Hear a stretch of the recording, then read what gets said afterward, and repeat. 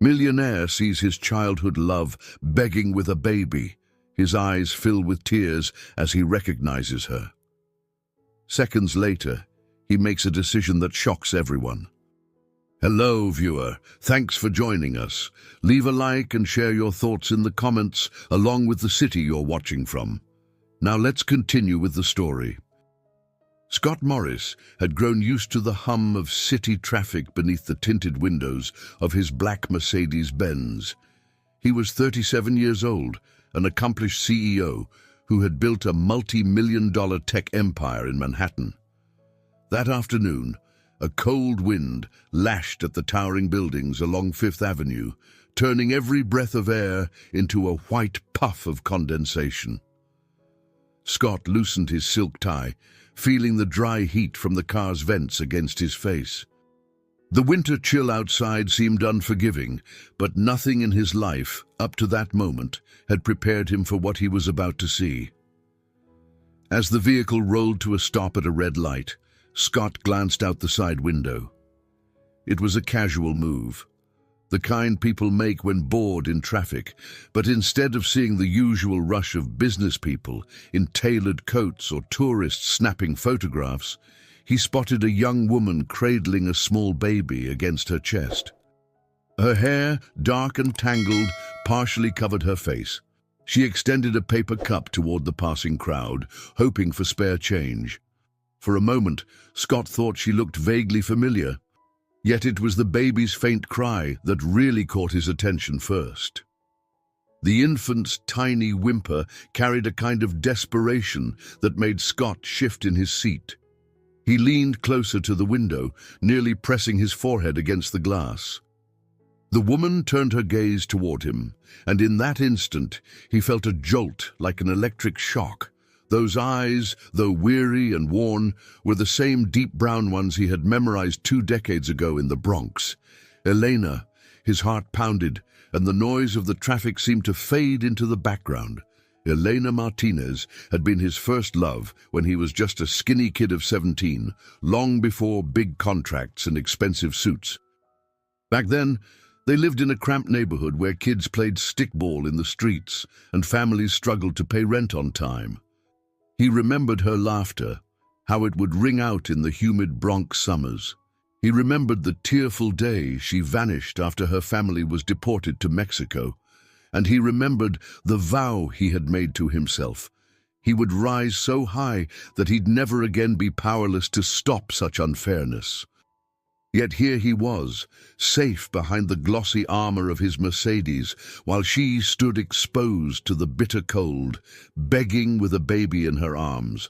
Eleanor was 35 now, 2 years younger than Scott, and the lines of worry etched into her face told a tale of hardship he could only guess at. His mind whirled with questions. How had she ended up on Fifth Avenue, of all places, asking strangers for change? And who was the baby? Why was Elena alone? He reached for the door handle impulsively, ready to leap out onto the sidewalk, but the traffic light turned green. The driver, unaware of Scott's turmoil, pressed the accelerator. The car jerked forward, and Scott's hand slipped away from the latch. He craned his neck, trying to keep Elena in sight, but within seconds she was lost among the bustling throng of pedestrians. A wave of guilt and helplessness washed over him, stirring a tight knot in his stomach. In the seat beside him lay his leather briefcase, stuffed with documents about a major deal with an overseas investor. A sharp contrast, he thought, to Elena's paper cup. He noticed how his reflection in the window showed not just surprise, but something deeper, pain, perhaps. Memories he had shoved aside for years came flooding back. He recalled how he and Elena would share their dreams under flickering streetlights. She wanted to become an English teacher. He wanted to change the world through technology. Then one day he found her home empty, the front door sealed with a deportation notice. He never even had the chance to say goodbye. His phone buzzed with a reminder about an upcoming shareholders meeting. At the same time, his mind kept replaying the sight of Elena's face, a swirl of conflicting emotions took hold: fear, longing, shame. The fear that she might vanish again, the longing to help her, and the shame of having all this wealth yet feeling useless in that moment. By the time the Mercedes reached his office tower, Scott felt a chill that had nothing to do with winter air. He stepped onto the polished marble floor of the lobby, forcing a cordial nod at the doorman who greeted him. Yet in his thoughts, he was standing on that sidewalk, looking into Elena's tired eyes. Up in his executive suite, he stared out the window that overlooked Manhattan's skyline. The city below shimmered with ambition and power. Somewhere out there, Elena struggled, a baby clutched in her arms, and for the first time in a long while, Scott felt truly powerless. No multi-million-dollar enterprise or string of Ivy League connections could erase that moment of recognition on Fifth Avenue. He thought he'd buried the past. He was wrong. And as he sank into his ergonomic chair, Scott realized one undeniable truth. Everything in his carefully constructed life had just changed with a single, heartbreaking glance. The morning after that haunting encounter, Scott arrived at his corner office earlier than usual. The city was still waking up, and a layer of fresh snow blanketed the sidewalks. He dropped his overcoat on a sleek leather couch, trying to shake off the chill. A jam-packed schedule awaited him: meetings, phone calls, and a lunch with an investor from Japan, yet his mind was nowhere near business strategy. He sank behind his mahogany desk, scrolling through his email inbox without much focus. Midway through, a particular subject line caught his attention: support for immigrant mothers. Urgent request. It came from the New Beginnings Foundation, a local non-profit he'd quietly donated to once before. Normally, he would forward such emails to his assistant, but something compelled him to open it immediately. The message, penned by a woman named Diane Brooks, explained that the foundation had recently encountered a surge in immigrant women fleeing abusive relationships. Some were living on the streets with infants, battling both the weather and a labyrinth of legal red tape. The note hinted at tragic stories: families torn apart, children lost in the system, and unscrupulous officials taking advantage of their vulnerability. Diane pleaded for financial help to expand a shelter and cover legal representation for several cases on the brink of collapse. Reading about women who resembled Elena in such dire straits made Scott's chest tighten. Though the email didn't specifically name her, the scenario mirrored what he'd witnessed the day before. It felt uncanny, almost as if fate had arrived in his inbox, confronting him with a responsibility he wasn't sure he was ready to bear. He was so absorbed in the words on his screen that he barely noticed Penelope entering the room. She was dressed impeccably, as always, in a fitted navy blazer and heels that clicked elegantly against the floor. Penelope, 32 years old, had come from a wealthy Connecticut family, and her relationship with Scott was as much about social alignment as it was about any real affection. "Good morning," she said, though her tone was more curious than warm. "You look troubled. Everything all right?" Scott minimized the email. "I'm fine, just a lot on my mind. The usual business stuff." She leaned against the corner of his desk, eyeing him with a hint of skepticism. "Well, let me guess. The big product launch has everyone on edge. Or is it that lunch with Mr. Kobayashi? You always get restless when deals are at stake." She smoothed a strand of her perfectly styled hair. "By the way, my mother needs a head count for our engagement party next month. Have you finalized who's coming from your side?" He sighed. The mention of their engagement party reminded him how detached he felt from that future. "Not yet. I'll handle it soon." Penelope pursed her lips. "Scott, is there something else going on? You've seemed distracted since yesterday." He considered telling her about Elena, but hesitated. Penelope was practical and not prone to sympathy for strangers. She cared about appearances, about what the tabloids might say, and about how anything might affect her social standing. The brief mental image of her reaction to a story about an ex-girlfriend begging on Fifth Avenue froze his words. "Just tired," he replied finally. "I'll be okay." Penelope gave him a concerned look, but didn't press further. She walked to the door, pausing to remind him of the day's commitments before disappearing into the hallway. Exhaling, Scott reopened the email from Diane Brooks. He clicked on a link that led to the Foundation's website. The pictures showed cramped sleeping quarters in a basement shelter shared by women and their children. It struck him that these were real, living people. They weren't just statistics in a news article. Before he could decide on a course of action, his phone rang. Marjorie, his mother, was calling. He hadn't spoken to her in a week. She lived comfortably in an apartment he'd purchased for her near Central Park, though she missed their old neighborhood sometimes. Marjorie was in her 60s, a resilient woman who had raised Scott on her own after his father passed away. "Hey, Ma," he said softly. Her voice came through with a familiar warmth. "You sound worried, son. Something on your mind?" He wondered if she had some sixth sense for his troubles. "I'm all right, just business. You never were a good liar." "Let me guess, you're feeling that old itch to help someone in trouble." Scott swallowed, startled by how close she was to the truth. "It's complicated." Marjorie paused. "All important things are. Trust your heart, honey. That's one thing you've always had going for you."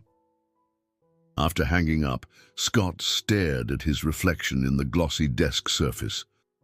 Memories of his teenage years with Elena floated to the forefront of his mind, the promise he'd made to himself that he would never be helpless again. Now, with a single email and the memory of Elena on Fifth Avenue, his safe, ordered life was starting to feel fragile. He realized that sometimes the greatest disruptions begin with a subtle sign, like an email titled "Urgent Request." That afternoon, Scott found himself in a glass-walled conference room overlooking the bustling streets of Midtown Manhattan. Seated around the polished oval table were board members, department heads, and legal advisors. They were discussing a crucial product launch, a new data encryption platform that promised to revolutionize cybersecurity. Normally, Scott would be leading the conversation with clarity and assertiveness, but he kept glancing at the digital clock on the wall, lost in thought. His chief legal officer, Samuel Green, droned on about patent filings. But in Scott's mind, images of Eleanor holding her baby on the snowy sidewalk replayed like a grainy film clip. If she needed help, how could he stand idly by? "Scott," Samuel said, finally noticing his distraction. "We need your input on finalizing the trademark application. Could we confirm your approval?" Scott looked up, forcing himself to focus. "Yes, of course. I trust your judgment, Sam. Just proceed with the standard protocols." A concerned murmur spread around the table as the conversation moved on. Scott seldom brushed off important decisions with a simple, "I trust you." He'd built this company by being meticulously involved. Yet here he was, nodding through a meeting while his thoughts were miles away, searching for a woman he hadn't seen in 20 years. When the meeting ended, the board members left in a polite flurry of shuffling papers and hushed side conversations. Scott remained, staring out the window. The phone in his pocket buzzed, another reminder about tomorrow's investor call. Ignoring it, he walked to his private office, feeling an unshakable sense of unease. He closed the door and sank into the chair behind his desk. On an impulse, he opened a new browser tab and typed "New Beginnings Foundation." Before he could click on anything, there was a soft knock at the door. Penelope stepped inside, her expression carefully neutral. "Everything all right. Word around the office is that you seemed absent in the meeting." He exhaled slowly. I have something personal going on." Penelope took a seat across from him, crossing her legs with poised elegance. "You know you can tell me if it's serious," she said, though the tone held a hint of caution. She didn't like surprises, and Scott's current behavior was definitely off-pattern. He avoided her gaze, fiddling with a paperweight on his desk. "I just need to handle it in my own way." Her eyes narrowed slightly. "I know you, Scott. You're laser-focused on the business until you're not, and when you're not, it's usually because something else has your full attention." She leaned forward, lowering her voice as if to keep the conversation strictly between them. "Is it family-related? Because if it is, I can help manage the media or anything that might—" "It's not about media exposure," he interrupted, a bit sharper than he intended. He inhaled, steadying himself. "Look, I appreciate your concern, but trust me, I just need some space to figure things out."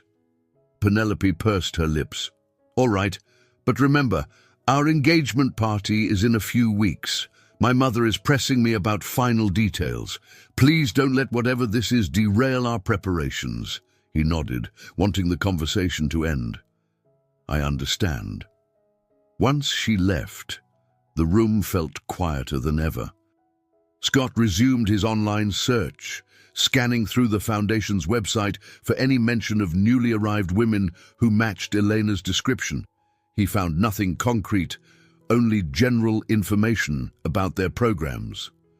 Still, a persistent voice in his mind told him that connecting with Diane Brooks was his next step. Yet every time he was about to dial the number listed, a wave of hesitation washed over him. He wondered if Elena would even want his help.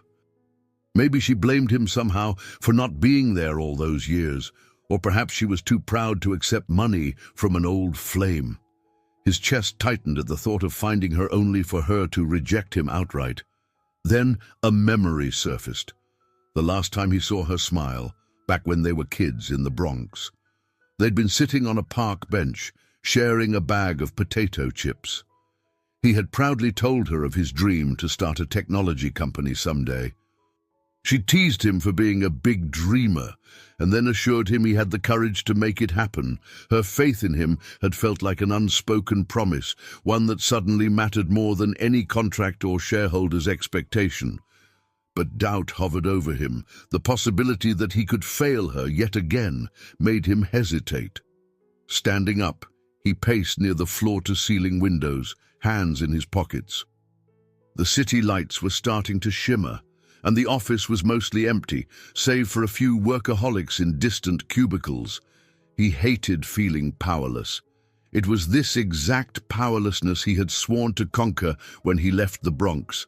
Now, with all his success, he wondered if he'd ever truly escaped it, if seeing Elena so vulnerable stirred his old sense of guilt, then refusing to act would only amplify it. But stepping in might tear down the carefully built facade of his life, exposing him to scandal or backlash from shareholders. He was stuck, torn between fear of entanglement and the nagging moral call that insisted he do something. As the evening sky darkened, Scott sank back into his chair, a heavy silence settling around him. There was no escaping this conflict, no easy path to choose. The heartache born from that snowy encounter refused to be ignored, lingering like a shadow in every thought. He closed his eyes, recalling Elena's anxious expression and the baby's soft cry. He knew that ignoring them now would haunt him forever. That night, Scott barely slept. He lay in his penthouse apartment, watching the moonlight stretch across the ceiling. The wind whistled against the glass windows, and the city's distant horns seemed relentless. Each time he closed his eyes, he pictured Elena's face in the winter cold, a stark reminder of how easily life can unravel. Before dawn, he finally rose, threw on a tracksuit, and headed to the building's private gym. Exercising often cleared his mind, but that morning, every step on the treadmill felt heavy. Images of Elena carrying her baby flashed through him like a persistent ache that no amount of effort could shake. By the time he arrived at the office, a wave of tension awaited him. Walter Gibson, a key investor in the company, was pacing the lobby, his sharp gaze scanning the modern decor. Walter was in his 50s, with iron-grey hair and a reputation for ruthless deal-making. "Scott," Walter said curtly when he spotted him, "we need to talk, immediately." They headed to Scott's office. Walter wasted no time voicing his concerns. "Rumor has it you've been distracted. Missing critical details in product development. Now, I don't like rumors, but we have a new wave of Asian investors on the fence about expanding their shares. If they sense a shaky CEO, we could lose them." Scott rubbed the back of his neck, feeling the mounting weight of these demands. "I'm aware of the stakes, Walter. I'm handling everything." Walter's eyes narrowed. "Are you? Because people are whispering that your mind is elsewhere. And we both know a single misstep in public relations can tank our stock." Scott stiffened, trying to keep his composure. "I appreciate your vigilance, but I have the situation under control." Walter paused, assessing him. "If you need time off or some personal leave, perhaps we can delegate certain responsibilities. I just need to ensure everything stays on track." His voice carried the faintest hint of threat, implying that if Scott faltered, the board would have no issue replacing him temporarily or permanently. Scott bristled but forced himself to smile politely. "I'm fine, Walter. Now, if you'll excuse me, I have a conference call to join." Walter nodded, still looking skeptical, and left. The door closed, and the tension in the room was almost palpable. Leaning against his desk, Scott allowed himself a moment to breathe. He thought about how swiftly everything he'd built could slip from his grasp if he didn't keep the company stable. The question was whether he had the bandwidth to do that and help Elena too. Around midday, he received a phone call from his mother, Marjorie. "Honey, are you free for dinner tonight?" she asked. "I'm making your favorite pot roast." "I don't know if I can make it," Scott replied, voice subdued. "There's a lot going on right now." She sighed. "Too much going on for a home-cooked meal. You must be under tremendous stress. Is it about that big product launch, or is it something else?" Her gentle probing made his chest tighten. He considered telling her about Eleanor, but hesitated again. Instead, he said, "I'll try to stop by, Ma. I could use a break." "Good," she said simply. "Come around 7 and try not to work too late." After hanging up, he glanced at the clock. Only a few hours had passed since Walter's dressing down, yet it felt like days. He thumbed through a few messages, noticing another update from the New Beginnings Foundation. The email mentioned that an anonymous donor had funded part of their emergency shelter expansion, but they were still seeking additional resources for legal representation. The fact that he'd even opened these emails was unusual for him. Typically, he relied on staff to handle philanthropic inquiries, yet he found himself rereading the lines, searching for something, maybe a mention of Elena's name, or a case that matched her situation. A sudden wave of questions surfaced. What if he tried to track her down personally? He had the money to hire a private investigator, but would that be too intrusive? Elena had her reasons for hiding, no doubt. The fear in her eyes on the sidewalk made it clear she was running from something or someone. The rest of the day passed in a blur of phone calls and rushed meetings. By the time 6 o'clock rolled around, Scott felt mentally drained. He left the office and navigated through the congested streets toward his mother's apartment. Her building was modest compared to his own, but he felt a sense of relief stepping into the cozy lobby, greeted by a doorman who actually knew his name. The aroma of pot roast enveloped him the moment he entered Marjorie's place. The living room walls were adorned with family photos, pictures of a younger Scott grinning proudly at his high school graduation, next to one of him looking stiff in his first suit. He paused at a snapshot of him and Elena as teenagers, beaming in a park. He hadn't remembered his mom taking that photo. The sense of longing rushed back. Marjorie peeked out from the kitchen. "There you are. Come sit." "Dinner's almost ready." Seated at the small dining table, he helped her set the plates, noticing how carefully she placed the silverware. She was always meticulous, a trait he inherited. When they finally started eating, the warmth of the meal and the gentle light of the lamp overhead offered a calm he desperately needed. Between bites of pot roast, she gave him a knowing look. "Whatever you're going through, I hope you know I'm here to listen." Scott hesitated. Part of him wanted to spill everything about Elena, the baby, his fear of messing up, and the pressure from the board, but the words stayed tangled in his throat. Instead, he just said, "Thanks, Ma. It means a lot." Yet the unspoken conflict lingered in the air, growing heavier by the minute. He realized that soon he would have to confront the choice head-on, either remain the distant CEO whose life revolved solely around money and reputation, or answer the call that tugged at his heart.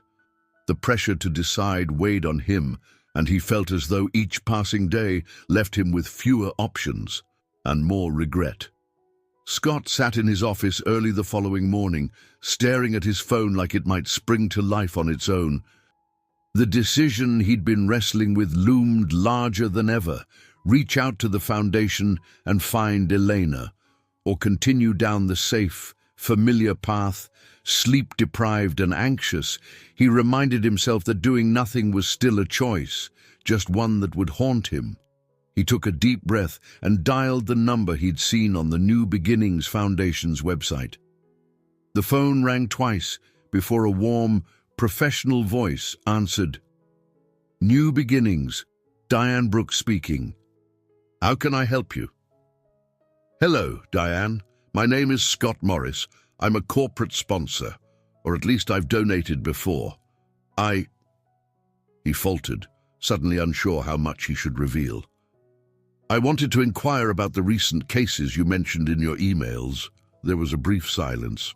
"Yes, Mr. Morris, I appreciate your support. We do have a number of urgent situations right now. Are you referring to someone specific?" His chest tightened. "Possibly. There's a woman who might have used your shelter, or maybe she's in need of legal assistance. Her name is Elena Martinez. She has a baby. April, I believe." A hint of recognition flickered in Diane's voice.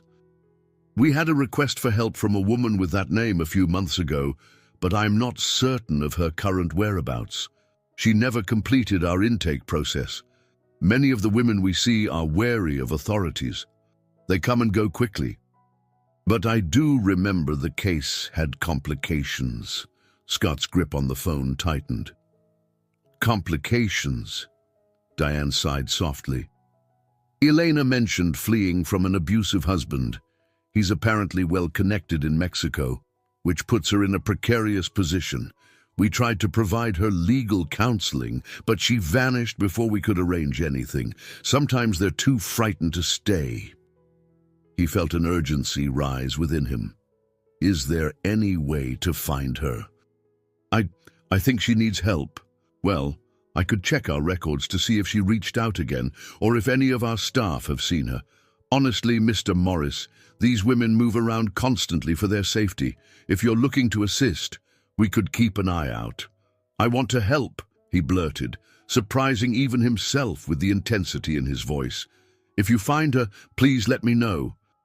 Also, if money can aid any search efforts, private investigators, more staff, whatever, just tell me." Diane hesitated, possibly taken aback by his determination. "We appreciate your generosity.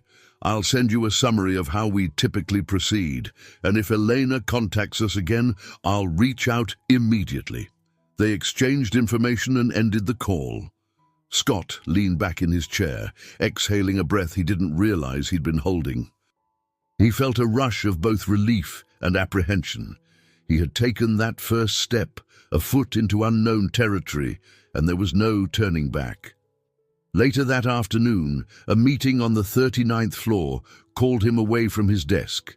As he hurried through the corridors, he nearly collided with Penelope, who was heading to the elevator with a garment bag over her arm.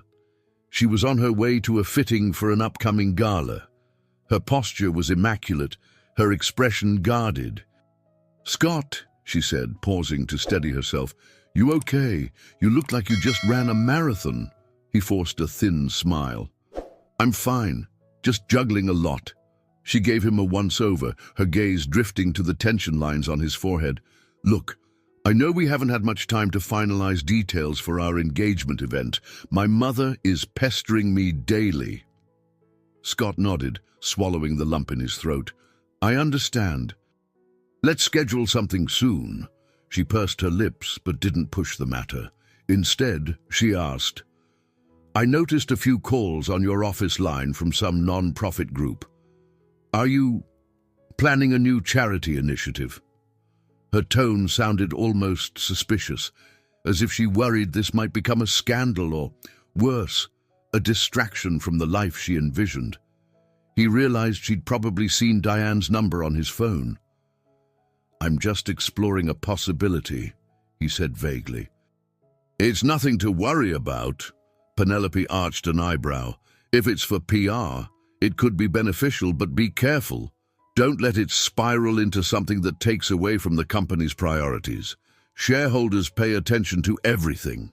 He nodded, wishing he could explain how personal it was, but also knowing that the conversation would become complicated. She seemed content with his polite dismissal, stepping into the elevator as the doors slid closed. Scott caught a glimpse of her reflection in the mirrored interior, pristine, composed, and so far removed from the raw struggle that consumed his thoughts. By the time he reached the 39th floor conference room, the meeting was already in progress. He slipped into a seat and apologized for being late. While a senior analyst discussed market projections, Scott's mind drifted again. Yet this time, the swirl of guilt was accompanied by a flicker of hope.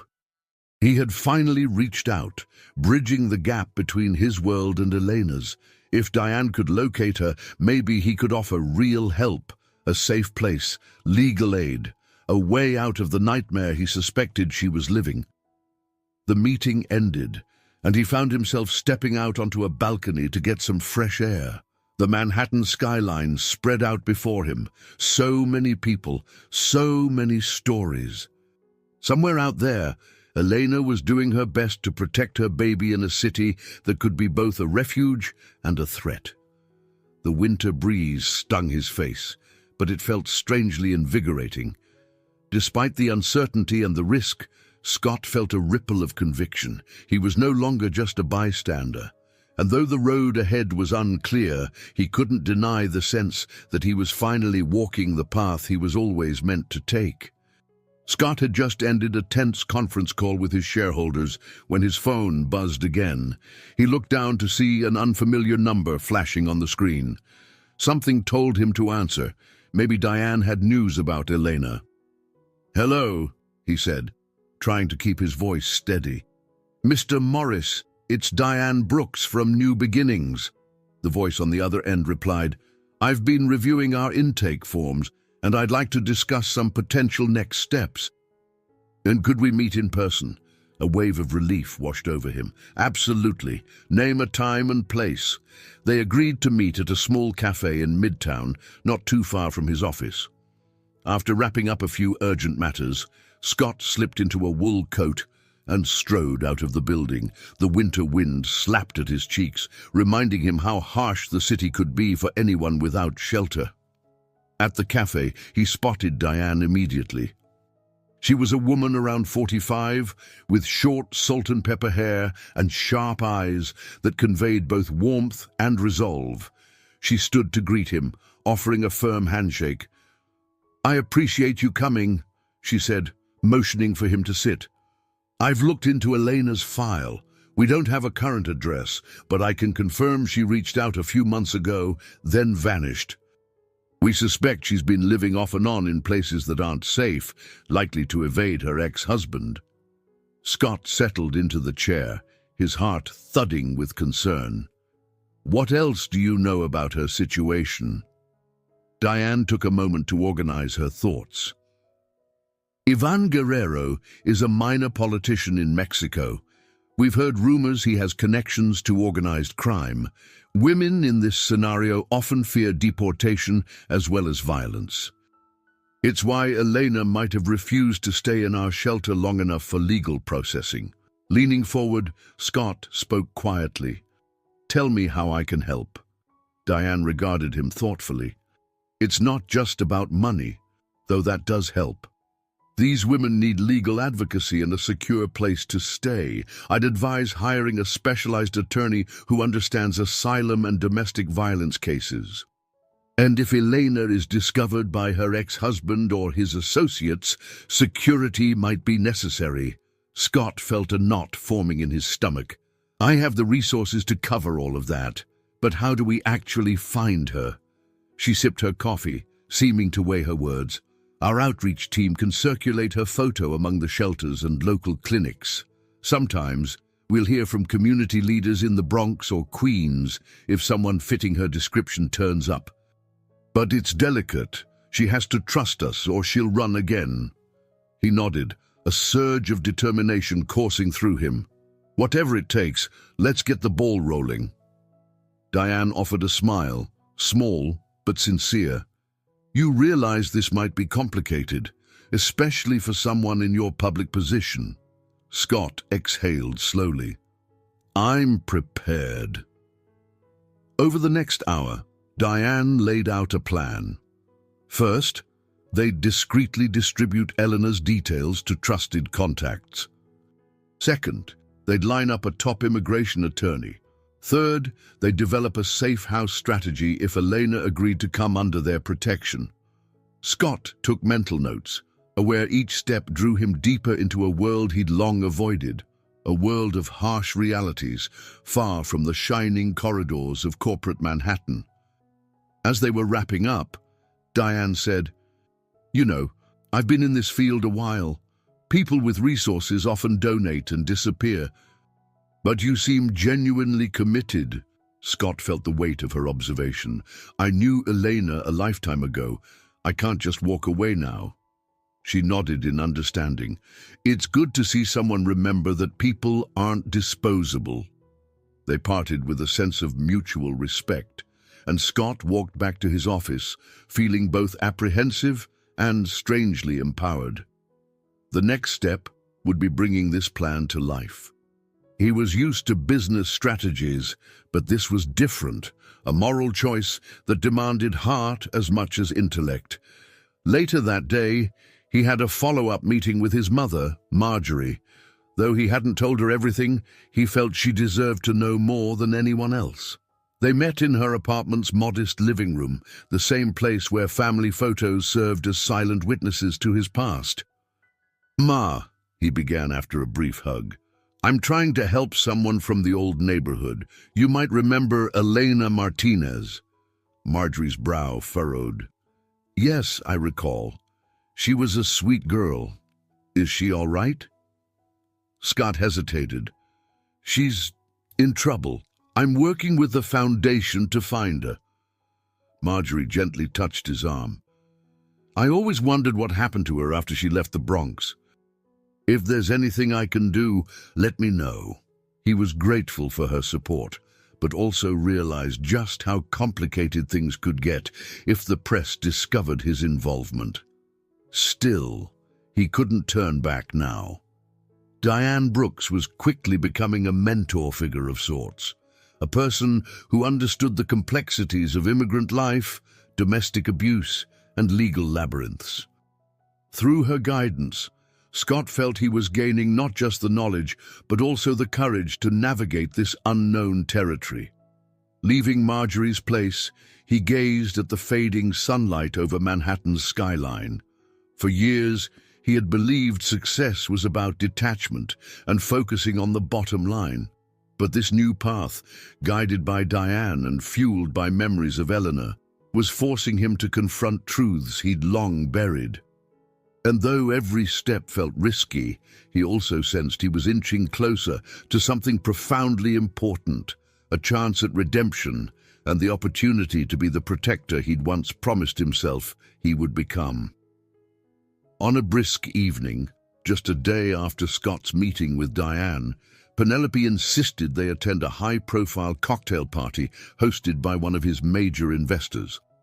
The event took place in a lavish penthouse overlooking Central Park, complete with crystal chandeliers and an ornate balcony.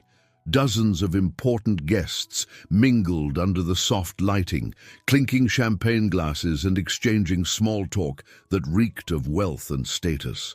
Scott arrived in a tailored suit, Penelope on his arm in a shimmering navy gown. Normally, he would have played his role flawlessly, shaking hands, smiling at cameras, and discussing business expansions. But tonight, his mind drifted elsewhere. The swirl of fancy clothes, expensive liquor, and polite laughter felt hollow. "Scott, darling, come meet Mrs. Blackwood," Penelope said, guiding him toward an elegant older woman in pearls. "She's curious about the new encryption software." He summoned a polite grin. "Yes, Mrs. Blackwood. We're on schedule for a spring rollout. The platform's design ensures better protection against hacking threats." She nodded approvingly. "Splendid. My son invests heavily in your company. Stability is key, Mr. Morris, especially these days. I trust you're not too distracted by any outside ventures." Her pointed tone made Scott's jaw tighten. He recalled Walter Gibson's warnings, the subtle hints that any whiff of instability could jeopardize investor confidence. He forced a calm response. "Our entire team is fully committed to seeing the project through." The conversation ended, and Scott excused himself, weaving through the crowd until he reached a quieter corner near the balcony. Penelope trailed behind, looking annoyed. "What's gotten into you? You're barely engaging with anyone." He sipped his champagne, then placed the glass on a silver tray carried by a passing waiter. "I'm just thinking about work." Penelope lowered her voice, her words coming out like a reprimand. "Scott, these events matter. You know that. They give investors a sense of trust in you, in us." He caught the faint hitch in her tone. Despite their carefully managed relationship, Penelope had always prided herself on being the perfect partner, someone who could host luxurious galas and charm wealthy patrons. She thrived in these settings. "I know," he replied with a sigh.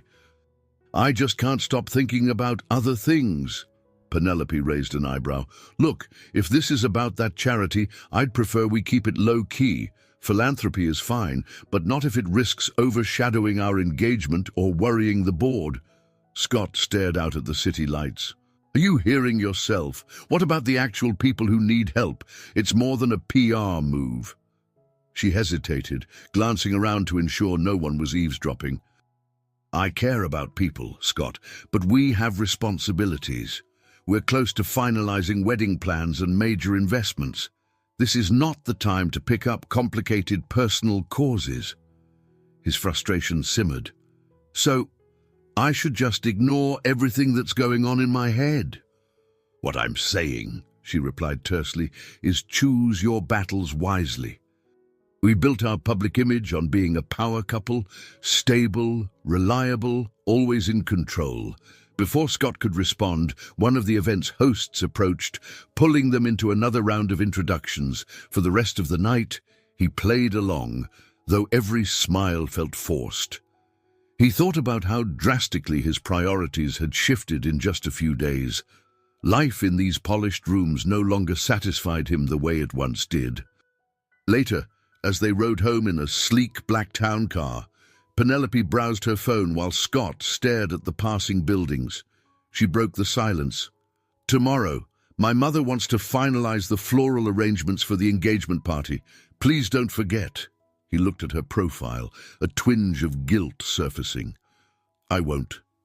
She softened, placing her hand gently on his arm. Just promise me you won't let yourself get caught up in something that damages what we've built. Her words echoed in his mind long after they parted ways for the night. While Penelope returned to her own luxury condo, he stayed up in his penthouse, pacing. He checked his phone repeatedly, half expecting an update from Diane. None came. He realized that while his everyday obligations had once felt so urgent, shareholder dinners, product rollouts, maintaining public appearances, they now felt like paper shields against a storm of moral responsibility. The next morning, he arrived early at the office, ignoring curious stares from staff who sensed his change in demeanor. He opened his calendar and cancelled a handful of non-essential meetings, clearing space for a personal appointment. In that moment, he understood he was making a deliberate choice. He was stepping away from the carefully cultivated routine of polite compliance and venturing into uncertain territory. Though the implications were serious, potential conflict with investors, a strained engagement, negative press, he felt a surprising lightness. Because for the first time in a long while, he was following a deeper calling. He recalled Diane's steady reassurance and Marjorie's unconditional support. Most of all, he remembered Elena's eyes in the snow, pleading for a chance at survival. And he knew that no matter what pressure or warnings he faced, he couldn't turn his back now. With a determined breath, he closed his laptop and headed out the door. It was time to break away from the confines of corporate obligations. The ordinary world he knew so well was fading behind him, replaced by a mission that demanded he step into the unknown, and maybe, in doing so, find the man he'd always wanted to be.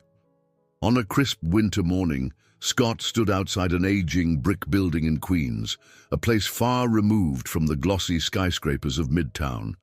The battered sign out front read, "New Beginnings Outreach Center" in peeling letters. It was the Foundation's main office for field services, and Diane Brooks had arranged to meet him there so he could witness their operations firsthand.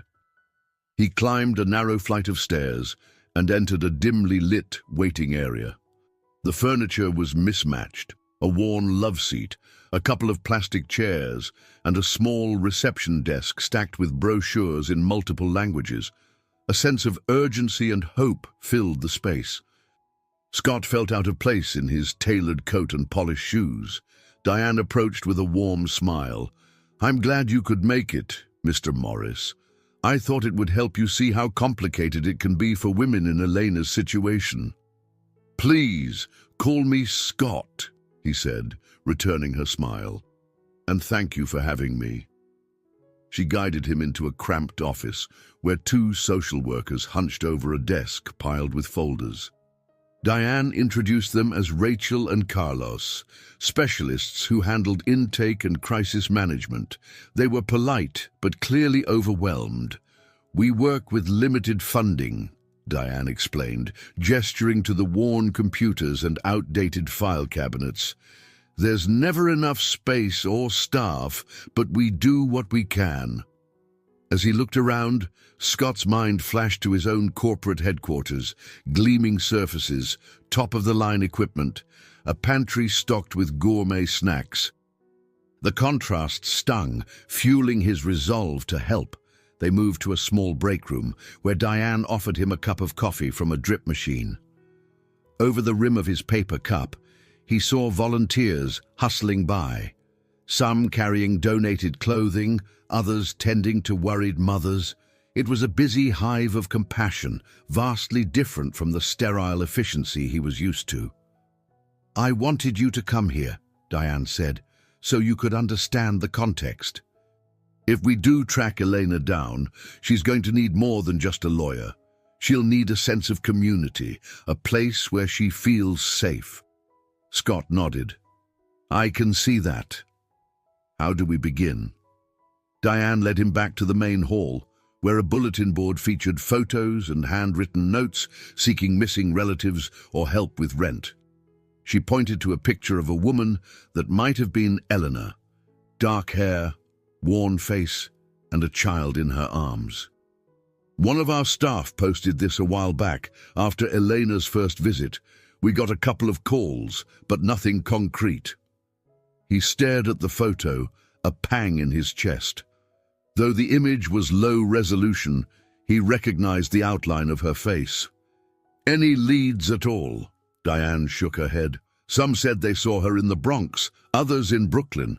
These women often move nightly, staying one step ahead of danger. But we keep looking." Just then, a door to an adjoining room opened, and a tall, lanky young man stepped out. He wore a volunteer badge and had a stack of flyers in his hands. Diane introduced him as Matteo, who had once been homeless himself and now helped with outreach. "Matteo knows a lot of the community networks," Diane said. "He might be able to share more about how we locate missing clients." Matteo nodded. "We visit churches, check soup kitchens, talk to people on the street. Sometimes, if someone recognizes a face, they call us, but it's tricky. Many are scared of official help." Scott rubbed his chin, absorbing the complexity. "It sounds like we need a coordinated effort. I'm prepared to fund additional resources, maybe more staff or even digital tools to track leads."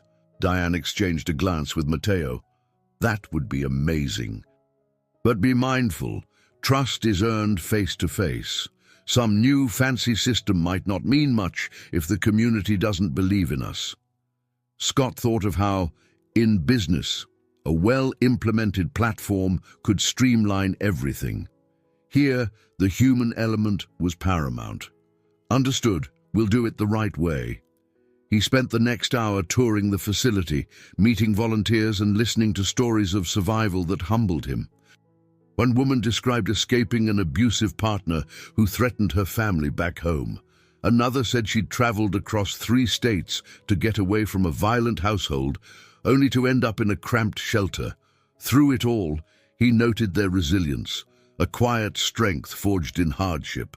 When he finally emerged onto the street, the winter sky had turned overcast, threatening snow. Diane walked him back to his car. "You're stepping into a whole new world," she said gently. "It can be chaotic and heartbreaking, but it can also be incredibly meaningful." He gazed down the street where everyday people bustled around, each with their own concerns. "I used to think I understood hardship because I grew up in the Bronx. But this is different," he admitted softly. She nodded. "Money helps, but empathy is what truly saves lives." Scott gripped the door handle of his car, pausing before climbing inside. He'd just crossed a threshold into an unknown realm, one that demanded he set aside the cold calculations of corporate life for the nuanced human complexities of survival. As the engine roared to life, he felt a mixture of apprehension and resolve. He was a stranger here, but no longer an idle spectator. The world special, as Diane had called it in passing, was now his world too. Early the next morning, Scott awoke to the sound of his phone vibrating on the nightstand. Rubbing his eyes, he squinted at the screen, a text from Diane Brooks. "We might have a lead. Call me when you can." Without hesitation, he sat up and dialed her number.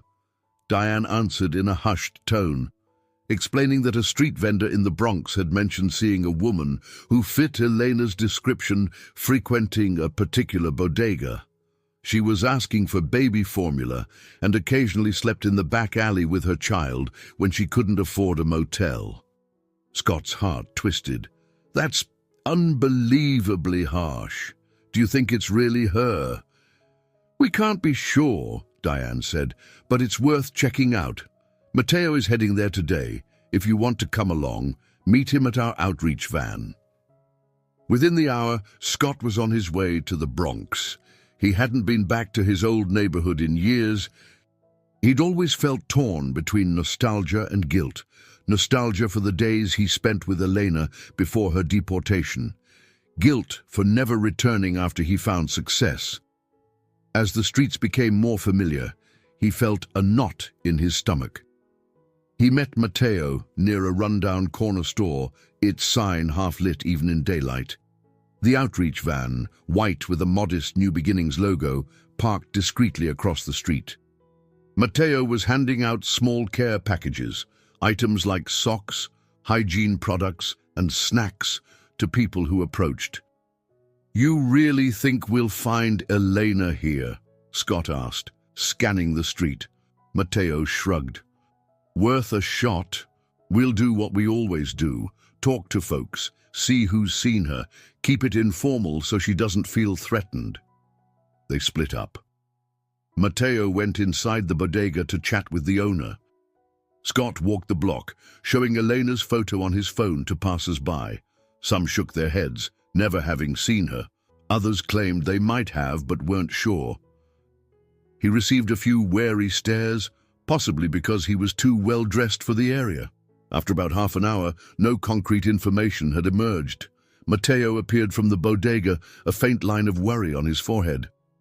"No luck yet, but the shopkeeper mentioned a woman with a baby stopping by every now and then to get formula with whatever coins she's collected.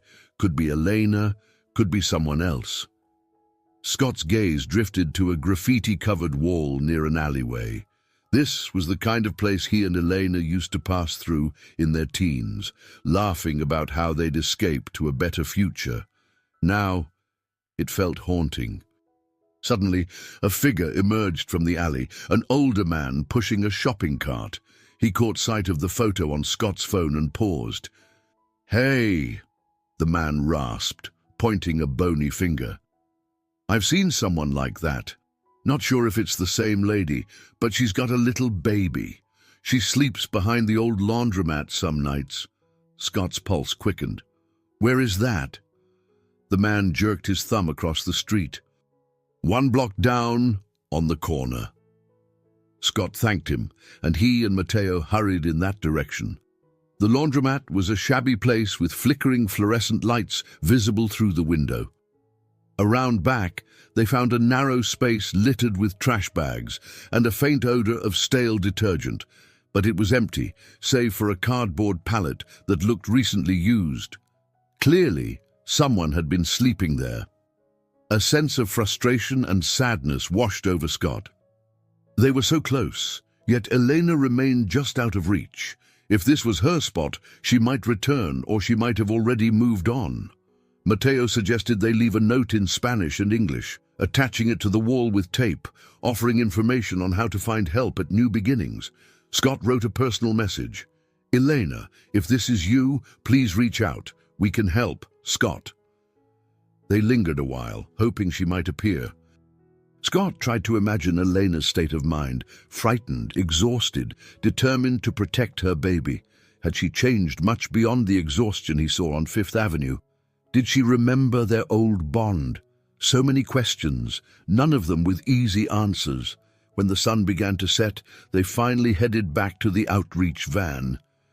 "We'll keep checking other spots," Matteo said, though his tone carried the resignation of someone used to uncertain outcomes.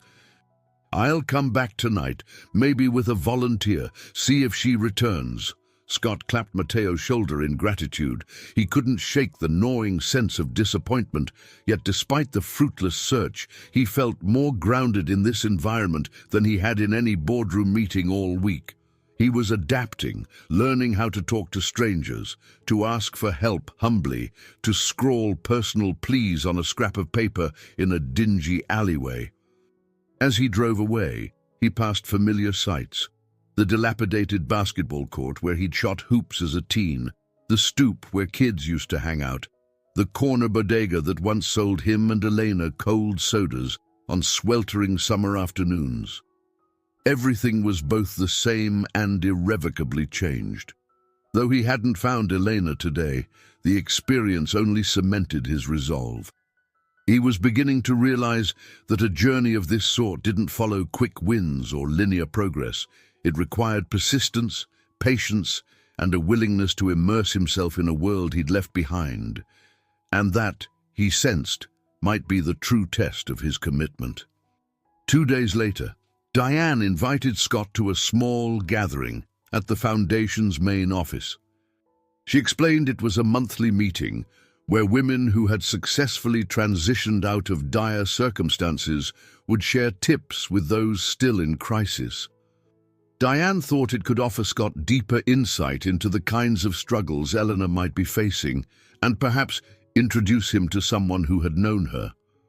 When he arrived, the modest conference room was already filled with quiet chatter.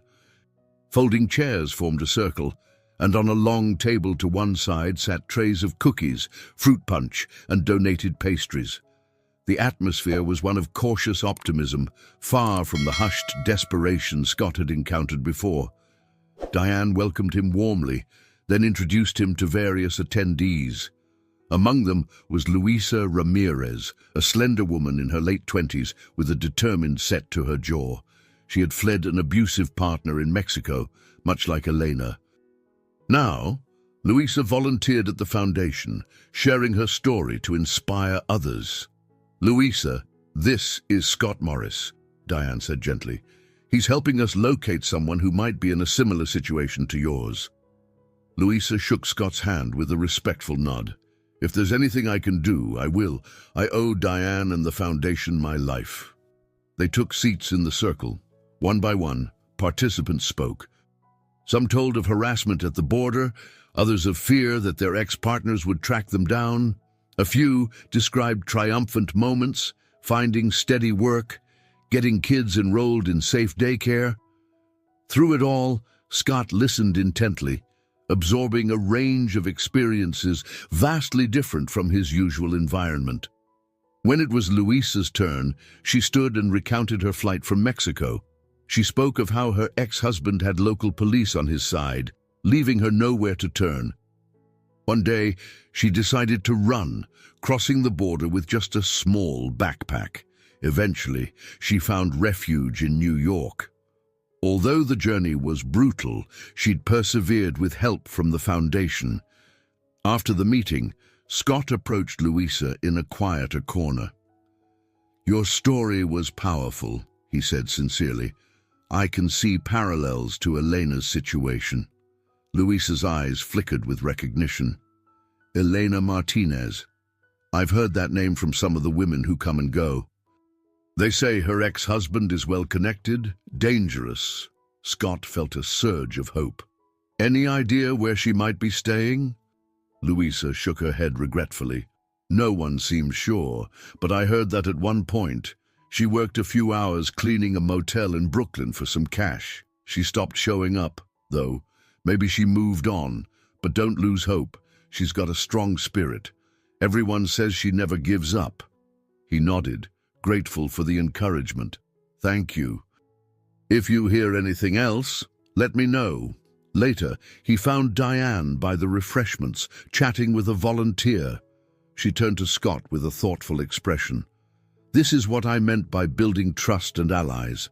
Luisa's willing to help spread the word discreetly. That's often more effective than any formal channel." Scott gazed around the room, where women offered each other hugs and words of comfort. "It's humbling to see. They're survivors, not just victims."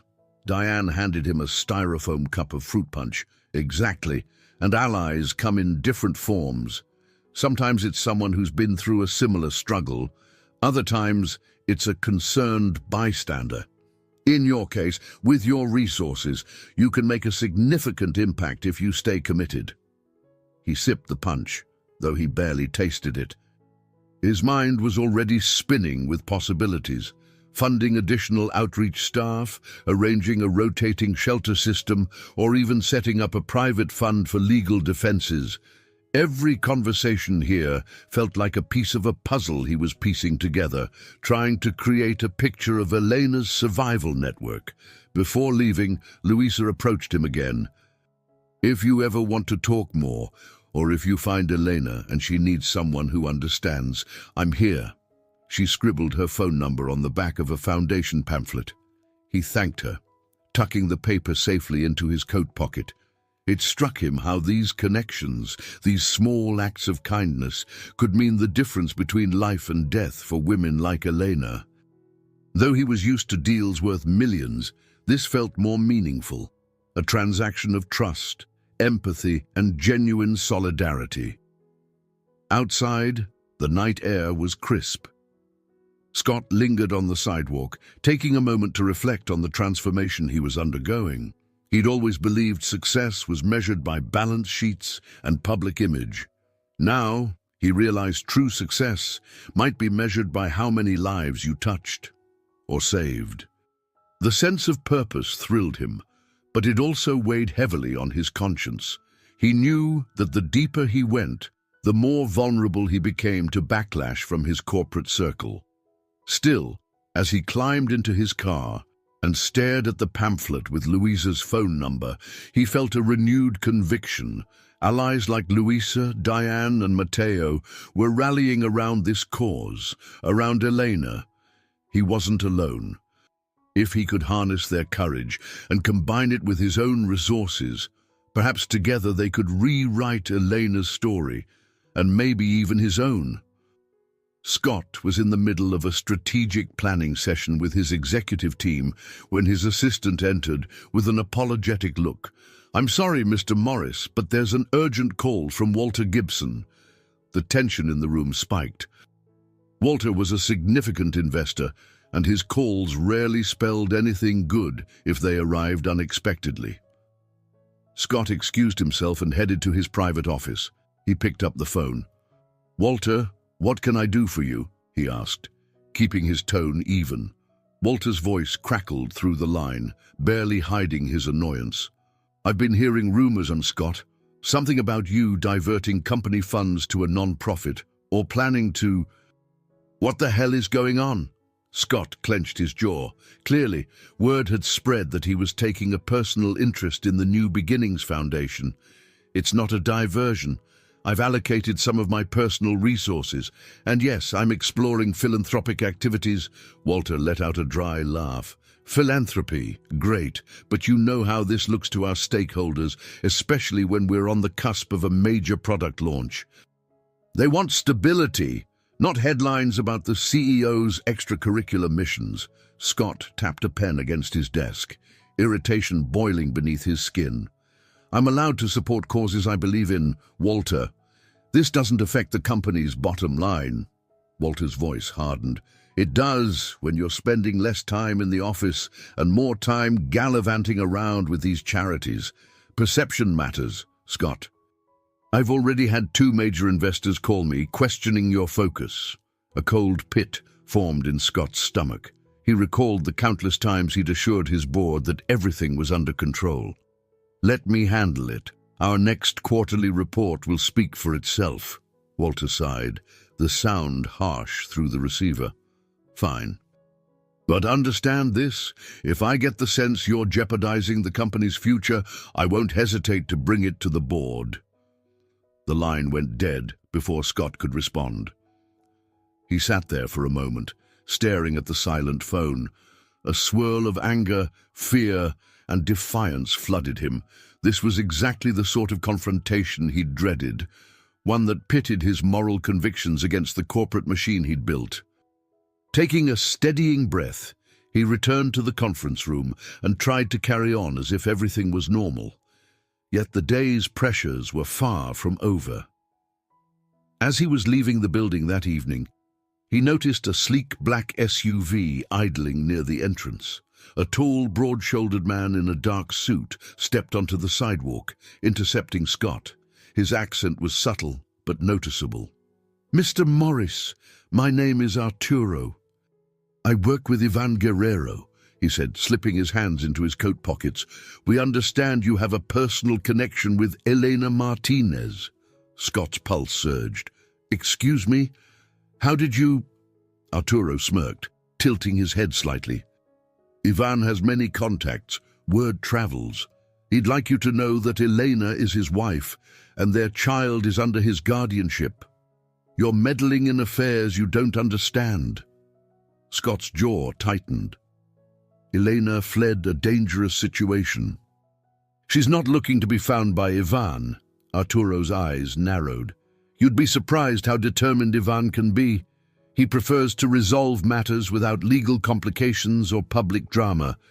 If you continue your involvement, well, let's just say complications will arise. A cold rage ignited in Scott's chest. Threatening me won't stop me from helping her. Arturo shrugged as if unconcerned. You may have resources, Mr. Morris, but Ivan has influence, both sides of the border. I suggest you reconsider your priorities. With that, Arturo returned to the SUV, and it pulled away. Scott stood on the sidewalk, adrenaline coursing through his veins. He'd expected pushback from shareholders, but direct intimidation from Ivan's associates took the conflict to a new, dangerous level. Later that night, as he tried to calm himself in his penthouse, the day's events replayed in his mind. Walter's ultimatum and Arturo's veiled threats. He poured himself a scotch, sat on the edge of his sofa, and stared at the city skyline. Somewhere out there, Elena was living in fear, and now he'd become a target of intimidation simply for trying to help. 1,000 questions filled his thoughts. Could Ivan really reach him through legal or violent means? Would the board remove him if they perceived his involvement as a liability? And what about Penelope?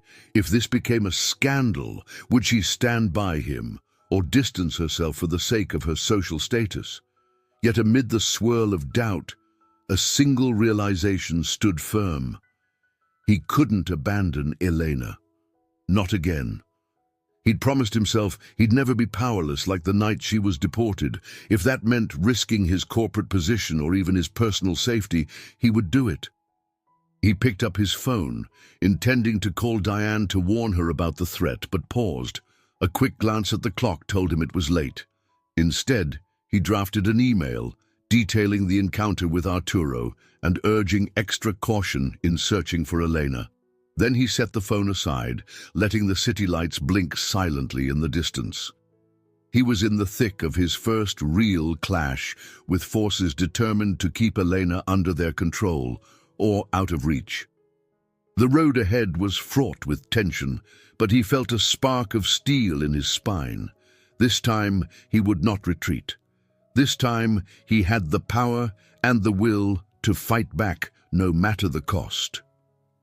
In the days following his encounter with Ivan's associate, Arturo, Scott found it harder to focus on the routine operations of his company. He tried to maintain a front of normalcy, attending board meetings, reviewing quarterly projections, but his attention drifted toward every new message or phone call, hoping it would bring news of Elena. Meanwhile, Diane from New Beginnings kept him in the loop, but the updates offered little progress. Elena remained elusive. Late one evening, Scott invited Marjorie over for dinner at his penthouse. Although the space exuded understated luxury, soft grey furniture, abstract art on the walls, Marjorie's presence grounded it with a sense of home. Over plates of take-out Thai food, they discussed everything except the tension swirling around him, until Marjorie finally spoke up. "You look exhausted, son," she said gently, "more than usual. Is it the business?"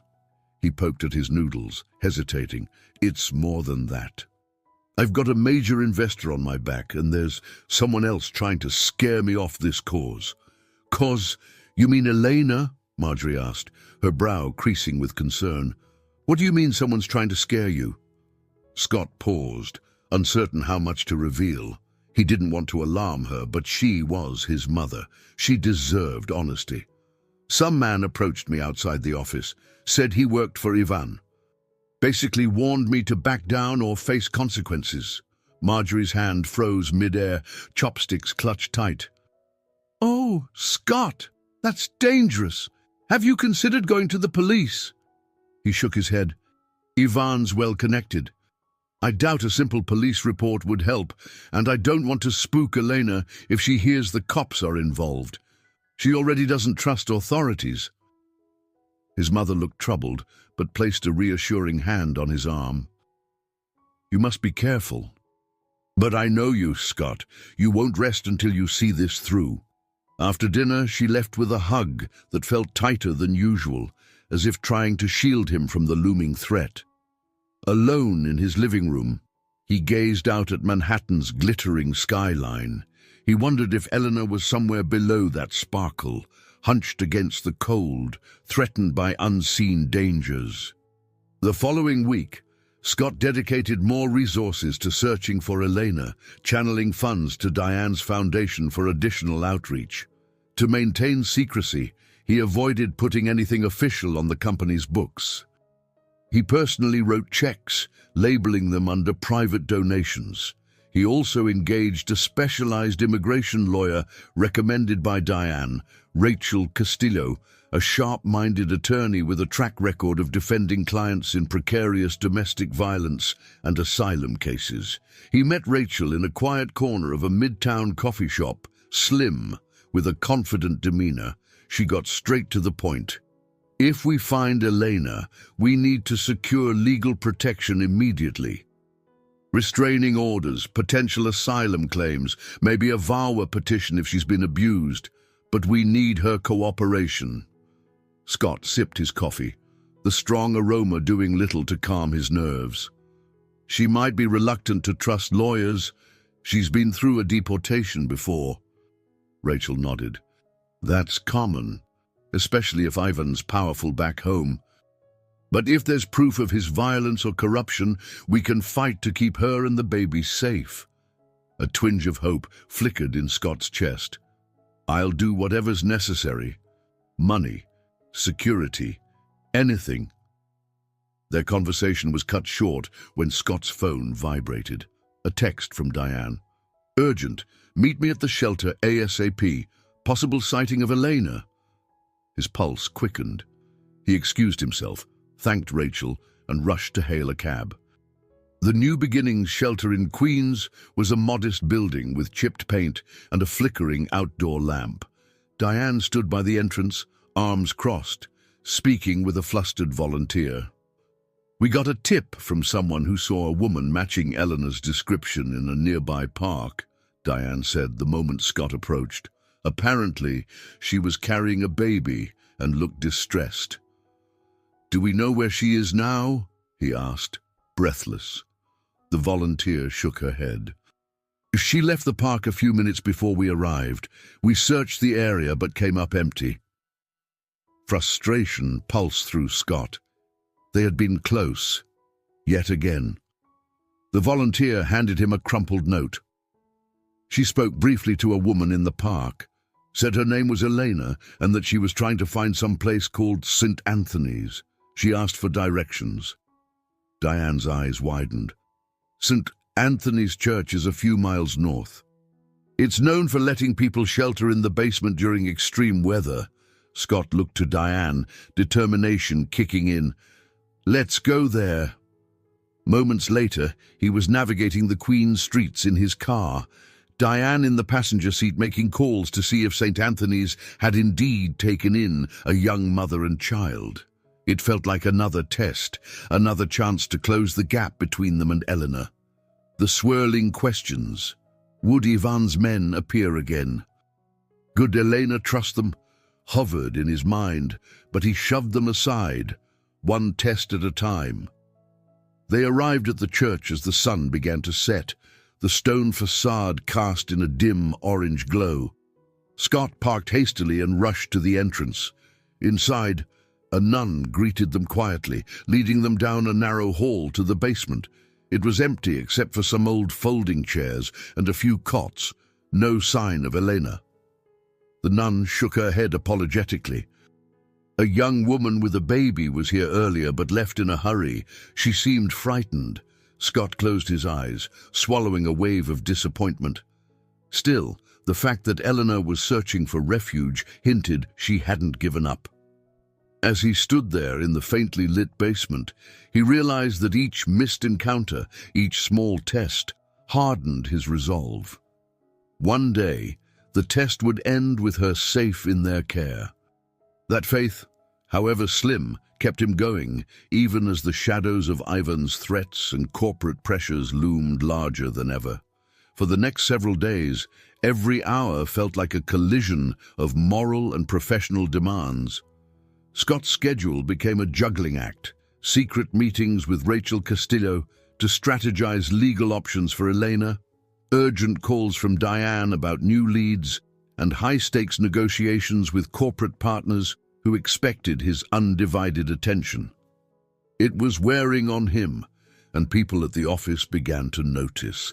He was in the middle of finalizing a key contract with a European telecom giant when Penelope showed up unannounced at his office. Clad in a sophisticated black suit, she carried a slim folder of wedding planning details under her arm. The tension in her posture was unmistakable. "Scott, we need to talk," she said in a low voice, glancing at his assistant, who hastily vacated the room. He motioned for Penelope to sit, though he remained standing, his back against the edge of his desk. "Is this about the engagement party?" he asked, noticing the folder. "Yes, partly." She flipped the folder open, revealing glossy images of floral arrangements and menus, "but also about your personal project. My mother heard rumors you've been pouring money into some immigrant shelter. People are talking, Scott. Investors, board members. And with our wedding on the horizon," he rubbed his temples, feeling a headache forming. "Penelope, this is important to me. A woman from my past is in real danger." She met his gaze, her eyes cold with frustration. "I appreciate philanthropy, but there's a difference between making a charitable donation and becoming personally entangled in a situation that could hurt the company and us." He felt a surge of anger. "This isn't about PR or hurting the company. It's a matter of life and death for someone I care about." Penelope tightened her grip on the folder. "Look, I'm trying to be understanding, but our wedding is weeks away. The last thing we need is negative press. My family's concerned you'll drag us into a legal or political scandal." A bitter taste filled his mouth. He remembered the early days of their relationship, when everything was framed in terms of business synergy and social advantage. Now her priorities felt glaringly at odds with his renewed sense of moral duty. "Penelope, I'm not going to stop. If that means the press picks up the story, so be it." She stared at him in silence for a moment, then closed the folder with a snap. "Fine, but don't say I didn't warn you if this blows up in our faces." With that, she turned on her heel and left. Scott slumped into his chair, pressing his palms against his eyes. He felt the cracks in his life widening, Penelope's disapproval, Walter Gibson's threats, and the looming risk of Ivan's retaliation. At times, he wondered if he was strong enough to hold it all together. That evening, as he left the office, he discovered two of his security guards waiting outside. They explained that a suspicious figure had been seen lurking in the building's lobby earlier. A chill ran down his spine at the possibility it could be Arturo or another of Ivan's men. He told the guards to stay alert, then hurried home, feeling the strain of being watched. When he arrived at his penthouse, he found an email from Rachel Castillo. She had uncovered some documents indicating Ivan was under investigation for illegal campaign contributions. "If we can tie Elena's flight to credible threats stemming from his crimes, we have a strong chance at asylum," Rachel wrote. "But we need Elena's statement." Scott stared at the email, imagining Elena's fear if she knew the lengths Ivan would go to. Yet Rachel's discovery offered a glimmer of hope. Finally, something they could use against him. He forwarded the information to Diane, emphasizing its urgency. If Elena came forward, they had a viable path.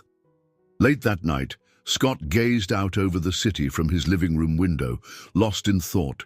Marjorie's words echoed in his mind. "You must be careful." Penelope's warning also lingered, though it felt more self-serving than protective. Then there was Elena herself, somewhere out there with her baby, relying on her own grit and whatever kindness she could find. Would she be able to trust him enough to step forward? He decided to call his mother, needing a dose of unconditional support.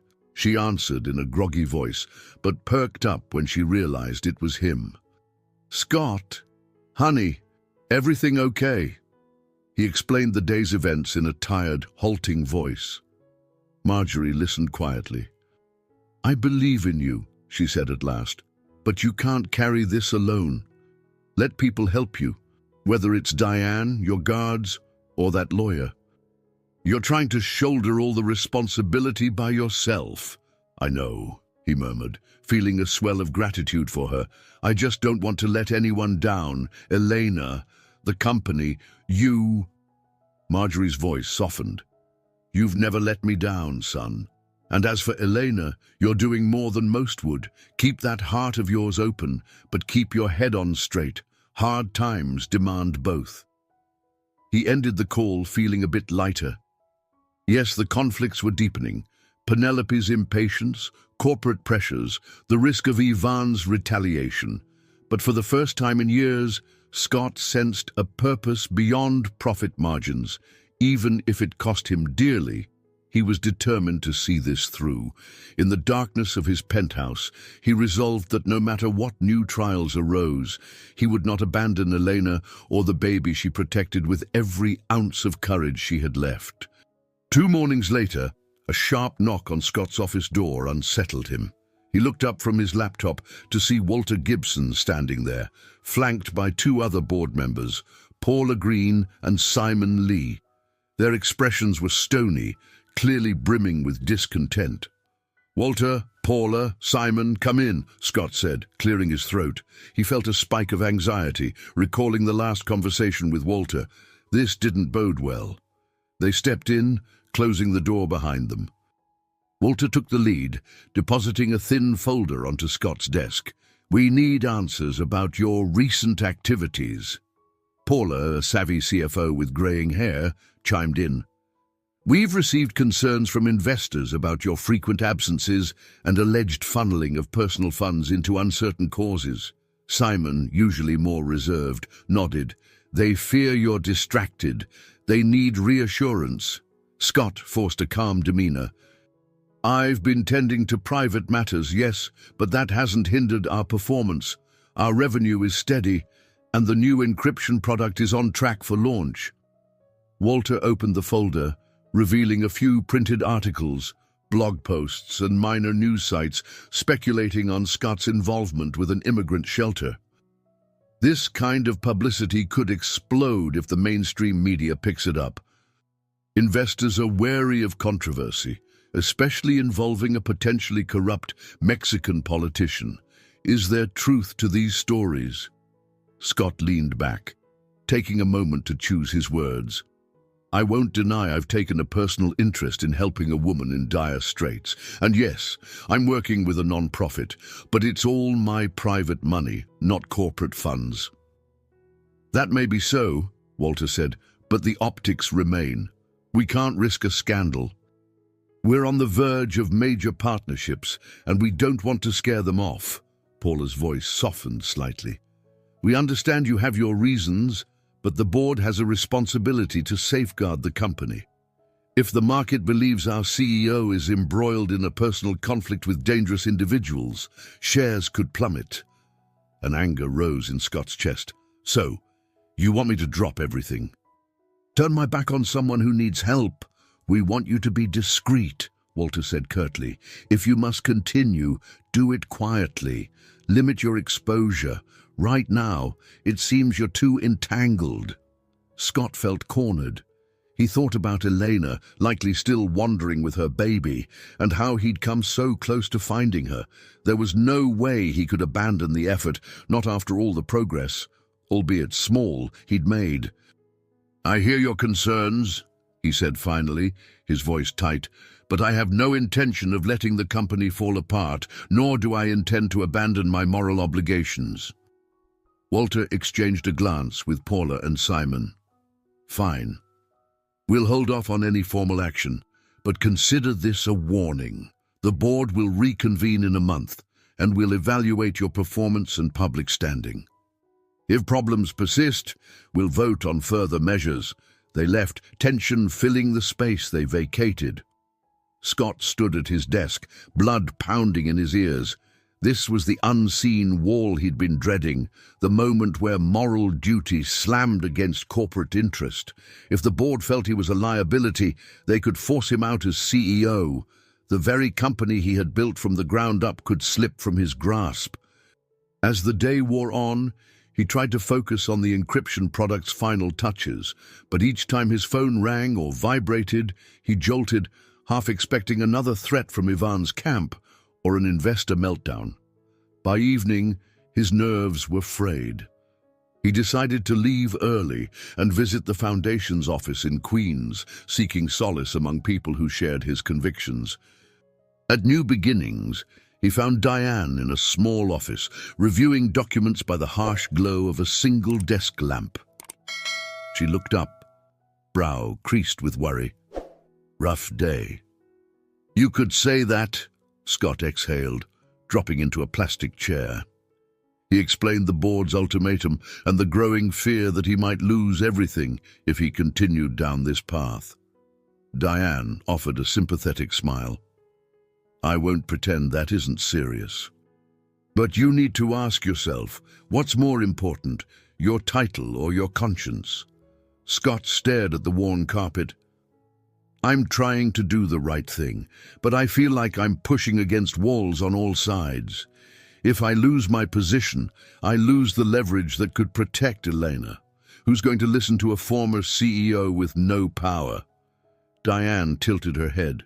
Don't underestimate the influence you have as a person, not just a CEO. Your knowledge, your network, they won't vanish the moment you step down, but I understand. This is your life's work. They fell silent for a moment, the room's quiet punctuated by the distant hum of a space heater. Finally, Diane spoke again, more softly. We got word of another possible sighting of Elena near a community center in the Bronx. Mateo's checking it out tonight. Scott's eyes flicked up, a spark of hope igniting. Should I go with him? She hesitated. He said it might be safer if he goes alone first. Elena might recognize him from our last round of flyers. We don't want to spook her if you show up unexpectedly. He understood, though a pang of disappointment rippled through him. Keep me posted. I'll be ready if there's any sign of her. Diane nodded. And be cautious yourself. A man from Ivan's circle came around earlier, asking questions about you. We told him nothing, obviously. Scott's jaw tightened. Between corporate threats and Ivan's goons, his world was closing in. That was the wall he faced, a barrier formed by greed, fear, and the cruelty of those willing to exploit the vulnerable. As he left the Foundation that evening, the question weighed on him like an anchor. How far would he go? What would he sacrifice to tear that wall down and keep Elena safe? 2 nights later, Mateo called, just after midnight. Scott, who had dozed off on his couch, startled awake at the buzzing phone. Heart-pounding, he answered, "Scott, it's Mateo." The voice came in rushed, almost breathless. "I think I found her." Scott nearly dropped the phone. "Where? Is she safe?" "She's at a halfway house run by a local church, St. Luke's. A contact recognized the picture on our flyers." Elena was dropped off there an hour ago with her baby. Relief warred with excitement, making Scott's voice shake. "That's incredible. Did you talk to her?" Mateo hesitated. "Not yet. The staff said she's in bad shape, exhausted, sick, and paranoid about people finding her. But yes, it's her. She mentioned the name April for her baby." "Give me the address," Scott said, already searching for shoes.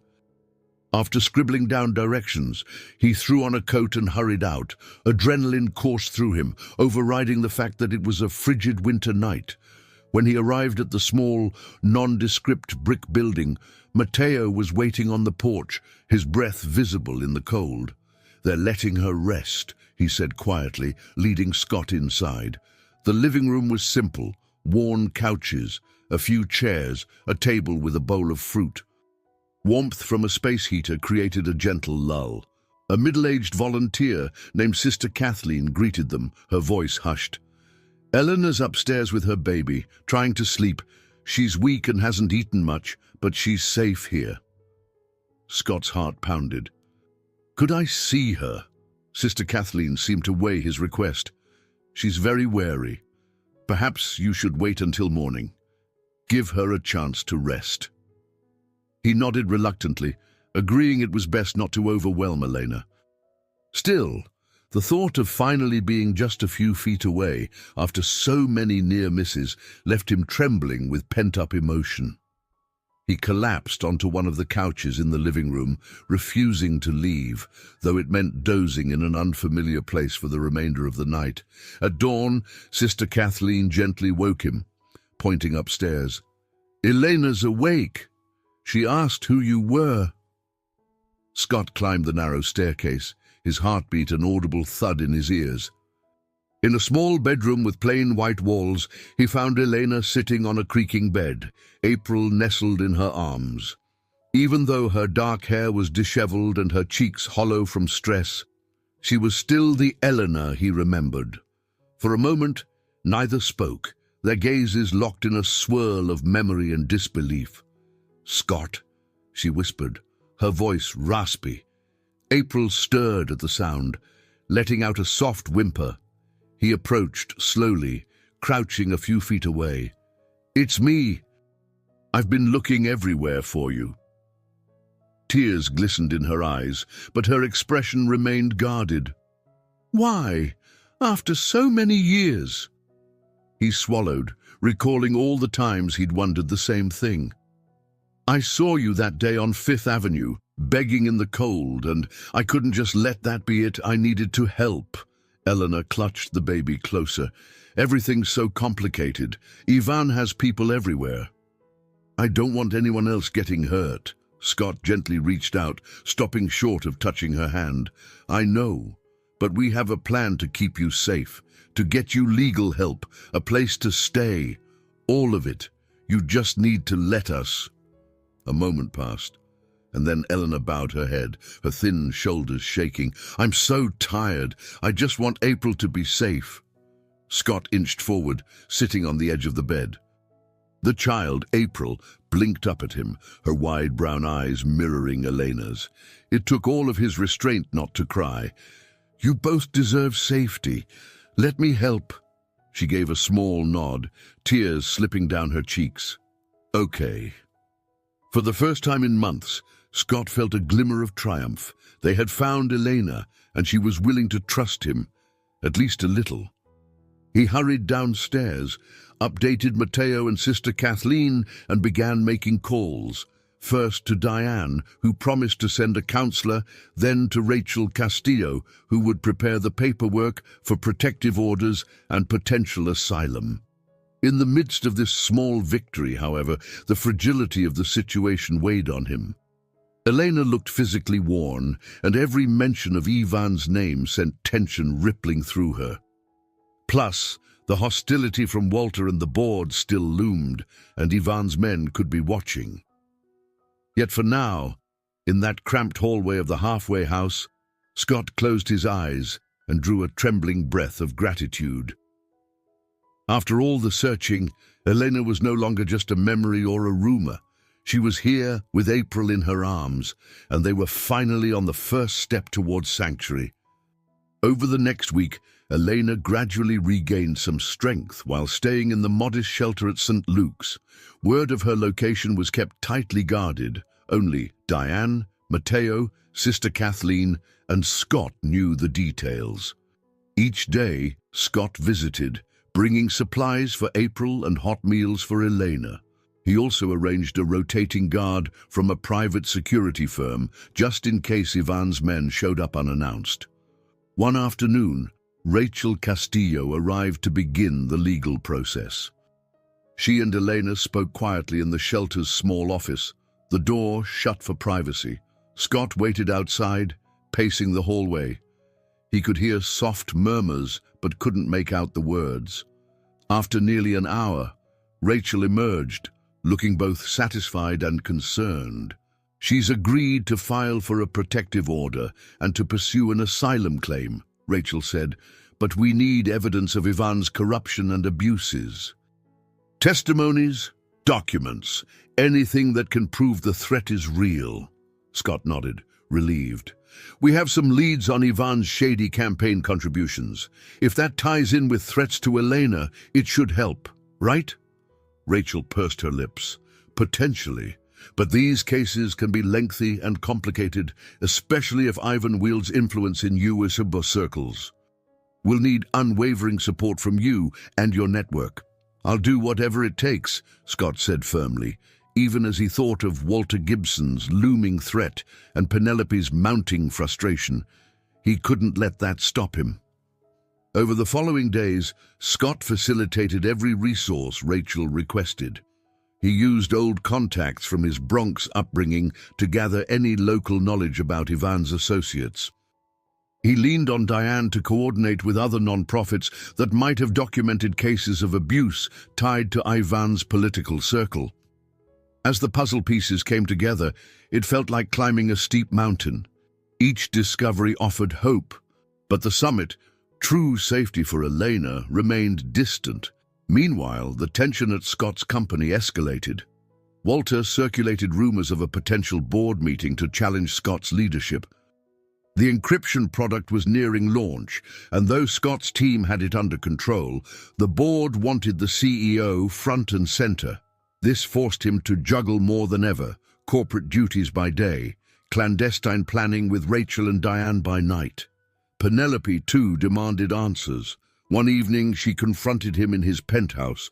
"I barely see you," she said, arms crossed.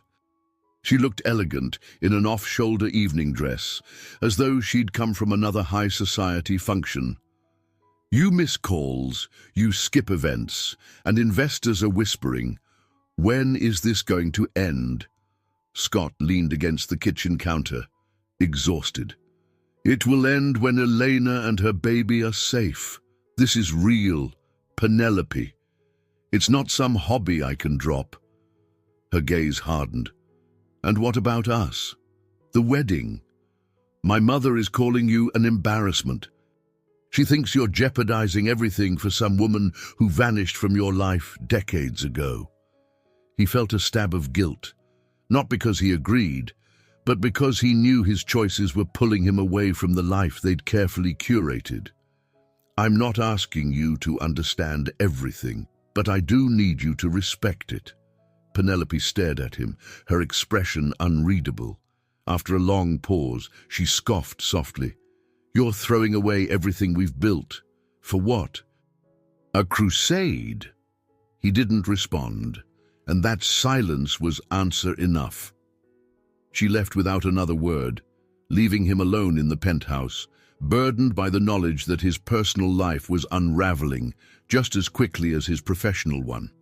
But every time he thought of stepping back, he pictured Elena cradling April, eyes filled with fear, and any notion of quitting dissolved. On a Friday night, he went to see Elena at the shelter. She was seated in a small common room, feeding April a bottle. The baby's cheeks had filled out slightly from better nutrition, and the dark circles under Elena's eyes had faded somewhat. Seeing them this way brought a surge of emotion, relief that they were safer, but also worry over how fragile the peace remained. Elena glanced up. "Thank you for all this." Scott pulled up a worn chair next to hers. "I'm just sorry you had to go through so much alone," she sighed, her gaze distant. "I never thought I'd see you again. After everything in the Bronx, after my parents were deported, sometimes it feels like a dream." He gently reached for her free hand, and she let him hold it. "We'll get through this. Rachel is confident we have a strong case." But even as the words left his mouth, he felt the weight of the battle still ahead. Securing asylum would likely require a hearing, maybe multiple appeals. Ivan's men were still lurking somewhere, watching for a chance to corner Elena or sabotage Scott's efforts. And on top of that, the board's distrust threatened to strip him of the company he'd built. Scott, Eleanor's voice trembled, drawing him from his dark reverie. "Promise me you won't get hurt. I've already seen too many people suffer because of Ivan." He squeezed her hand. "I can't promise I won't get hurt, but I promise I won't run away." A faint, grateful smile touched her lips. April cooed softly, oblivious to the tense reality surrounding them. Outside the window, the New York streets buzzed with weekend life, a stark contrast to the quiet hush of the shelter. As he prepared to leave, Sister Kathleen approached with a concerned expression. "A man came by earlier, asking questions about a missing woman. We sent him away, but we fear it could happen again. We must remain vigilant." Scott nodded, steeling himself for the next phase of this journey.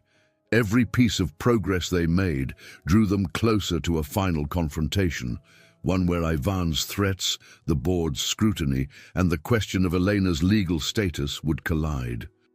Still, as he stepped outside into the crisp night air, a determined resolve pulsed through his veins.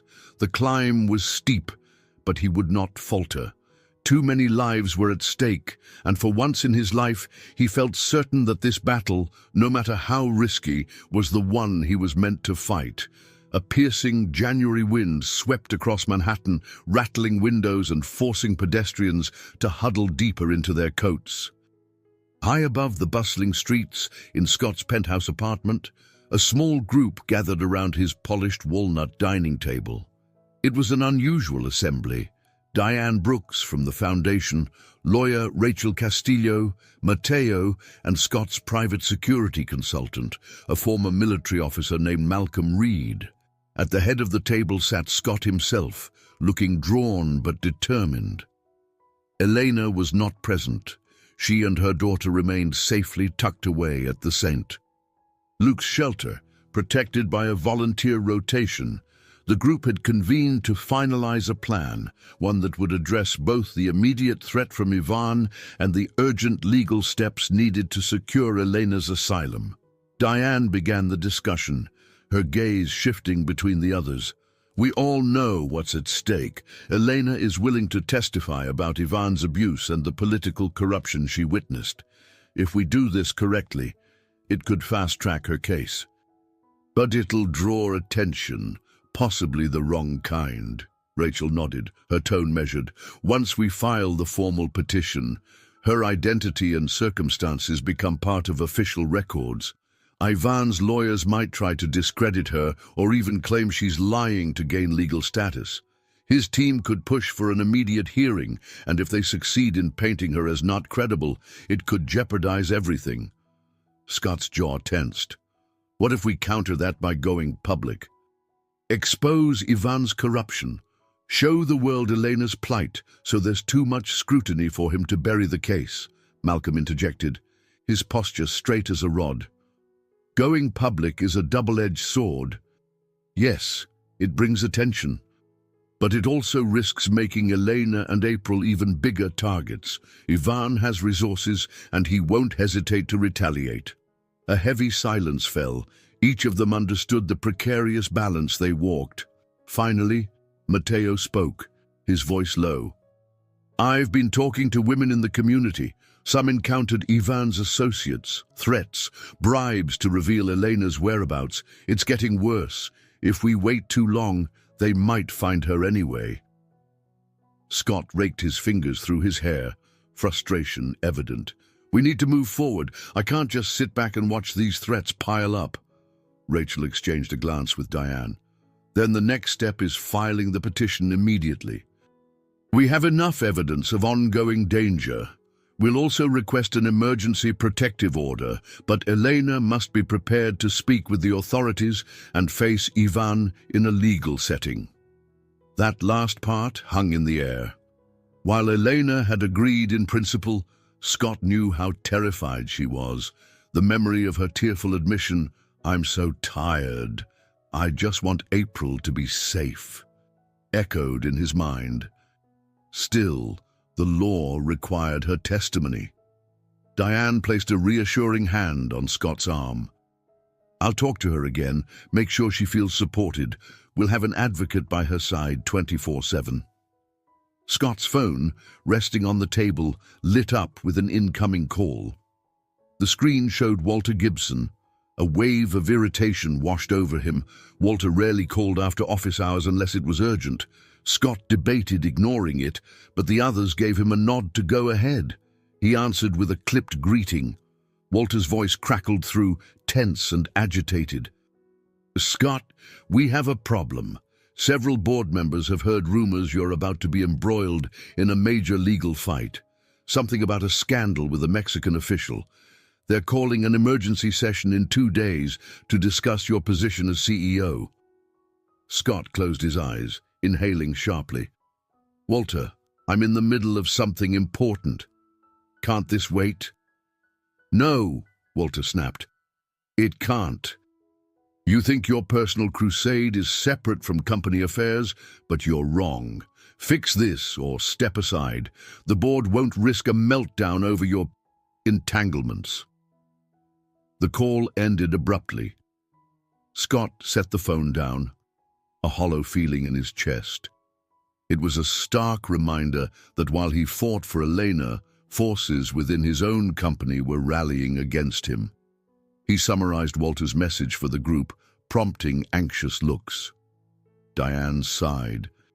"You'll have to handle that crisis too, but if we delay Elena's legal moves, we might lose momentum, and she might lose her last window of safety." Scott nodded, his eyes reflecting both exhaustion and resolve. "I can handle the board. I have to. But I'm not abandoning Elena. We file the petition tomorrow. No more waiting." A sense of urgency rippled through the room. Malcolm agreed to beef up security at St. Luke's and at the Foundation, while Matteo promised to coordinate volunteers to watch for suspicious activity around the shelter. Rachel would draft the final paperwork overnight. Diane would help Elena prepare for what came next. And Scott, he would walk into the boardroom battle, uncertain whether he'd emerge with his title intact. But some battles, he reminded himself, are worth fighting regardless of the personal cost.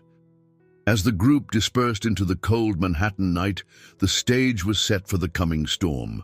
The threads of Scott's life, his corporate empire, Elena's safety, Ivan's looming threats, were about to collide.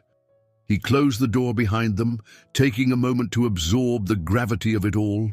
The supreme test lay ahead, to protect the woman he loved from a past he once failed to shield her from, even if it meant risking everything he'd built since then. The morning sun cast long shadows across the old stone facade of New York's federal courthouse. Rachel Castillo guided Elena through the security checkpoint, where uniformed officers ran their IDs through scanners. Scott and Diane followed closely, each carrying a quiet determination. For Elena, this was her first tentative step into a formal legal space since arriving back in the United States. Her pale face revealed a mixture of fear and courage. They moved into a hallway lined with wooden benches. Scott could sense Elena's tension in the way she cradled April, pressing the baby gently against her chest. He placed a reassuring hand on her shoulder. "You're not alone here." She offered a trembling nod, glancing around at the flurry of attorneys and clients. Diane leaned closer to Elena. "Stay calm. Rachel knows the process. Just answer questions honestly." Inside the small hearing room, the air felt thick with anticipation. Rachel had arranged for a preliminary session with a judge, presenting evidence that Elena was in immediate danger and required protective status. Ivan was not present. He had sent his attorney instead, a sleek, sharp-dressed man with an air of practiced confidence. The sight of him made Elena's breath hitch. The judge, a woman in her 50s with an even gaze, acknowledged everyone and began. Rachel rose and introduced Elena's situation. She spoke of Ivan's documented threats, the pending corruption investigations, and Elena's previous attempts to seek help. As she talked, Elena held April close, trying not to tremble. It was the first time her story had been told so openly in an official setting. When Rachel finished, Ivan's lawyer stood. My client strongly denies any misconduct. Mrs. Martinez is simply trying to manipulate U.S. immigration law by defaming a respected politician. He offered a stack of papers. We have affidavits claiming Ms. Martinez has a history of exaggeration. She was once deported, after all. Scott, seated with Diane, a row behind Elena, clenched his fists. The mention of Elena's deportation stung, reminding him how powerless they both once were. He exchanged a glance with Diane, who whispered, "Stay calm." Rachel launched a rebuttal, pointing out contradictions in Ivan's affidavits and emphasizing Elena's fear for her life. She highlighted specific incidents, including bruises and hospital records from Mexico, damning pieces of evidence. The lawyer for Ivan tried to object, but the judge waved him off, wanting to see all documentation. After nearly 2 hours of back and forth, the judge spoke. Given the urgency of these allegations, I will grant Ms. Martinez temporary protective status while we investigate further. She must remain accessible to this court. The child, April, shall also be under this court's protection. She looked gravely at Ivan's lawyer. Any evidence of interference or harassment will be taken seriously. Relief swept through the room like a collective sigh. Elena closed her eyes, tears slipping down her cheeks. She'd won a small but vital victory. The court acknowledged her peril enough to shield her, at least for now. Rachel thanked the judge, and Ivan's lawyer glowered, collecting his files before striding out. Outside in the corridor, Eleanor visibly shook with a mixture of exhaustion and relief. Scott reached out, gently touching her arm. "We did it. It's not over, but this is a big step." She nodded, cradling April. "Thank you. Thank you all." Diane smiled softly. "We keep going. Next, we gather more proof. We show the judge that Ivan is a real threat." Just then, Scott's phone buzzed with an urgent text from his assistant at the office. Walter requested an emergency board meeting for tomorrow, 9 a.m. sharp. His heart sank. The board meeting he'd dreaded was finally happening, and he suspected it would be anything but friendly. After a quick explanation to Diane and Elena, he stepped aside to place a call to Malcolm, his security consultant. "We need to ensure Elena's safe house remains confidential," Scott said, pacing near a window that overlooked the courthouse steps. "Ivan's lawyer lost this round, and we can't risk retaliation." Malcolm promised to tighten measures, and Diane offered to stay close to Elena. Rachel, satisfied with the outcome for the day, agreed that Elena should return to St. Luke's under security until they could arrange long-term shelter. They would need to prepare for the full asylum hearing, which could be months away. By late afternoon, Scott, exhausted but determined, escorted Elena back to the waiting car. As they drove toward the shelter, Elena gazed out at the bustling streets. "I was so scared," she admitted softly. "But hearing that judge recognize what I've been through, it gave me hope." "That hope is yours to keep," Scott replied, though he felt the same flicker of hope overshadowed by the creeping dread of the upcoming board showdown. Today, he had watched Elena stand up to a system designed to intimidate her, and she'd survived it. Tomorrow, he would step into a boardroom to face a different kind of intimidation, one that threatened to strip away his position and influence. For now, though, Elena and April had a shield of legal protection. It wasn't a final victory, but it was a profound step forward. As the car turned down a familiar Queens side street, Scott took a last glance at Elena's resolute expression and realized something fundamental. The courage she'd shown today reminded him of the raw determination that first drew him to her in the Bronx so many years ago. He promised himself silently that he would match her bravery, whatever the next day demanded. Early the next morning, Scott found himself standing before a floor-to-ceiling mirror in his penthouse bedroom. adjusting the cuffs of a crisp navy suit. He'd rarely felt so uneasy about entering his own company's boardroom. Usually, such meetings were routine, updates on quarterly earnings, product roadmaps, or strategic initiatives. But today's emergency session was different. It was personal. His reflections stared back with tense features, a reminder of the emotional storms that had been brewing for weeks. If he lost this confrontation, the fallout could be devastating. Not just for him, but for Elena and April as well. Without his title and influence, helping them could become infinitely harder. He arrived at the company's skyscraper and rode the elevator to the top floor, each ding intensifying his heartbeat. At the executive suite, he passed employees who offered polite but worried smiles. They all knew something was amiss. Word traveled fast when a CEO's leadership was in question. Inside the boardroom, members gathered around an elongated table of polished glass. Walter, Paula Green, the CFO, Simon Lee, and several others. Penelope's mother, Sylvia Middleton, an influential shareholder from her family's fortune, stood by the window, talking quietly with Penelope herself. Scott inhaled sharply, not missing the disapproving flick of Sylvia's gaze. Walter was the first to break the silence, gesturing for Scott to take a seat at the head of the table. "We have serious matters to address," he began in a flat tone. "Scott, your recent actions have raised significant concerns. We understand you have personal obligations, but as CEO, your primary duty is to protect the company and its shareholders." Scott cleared his throat, trying to maintain composure.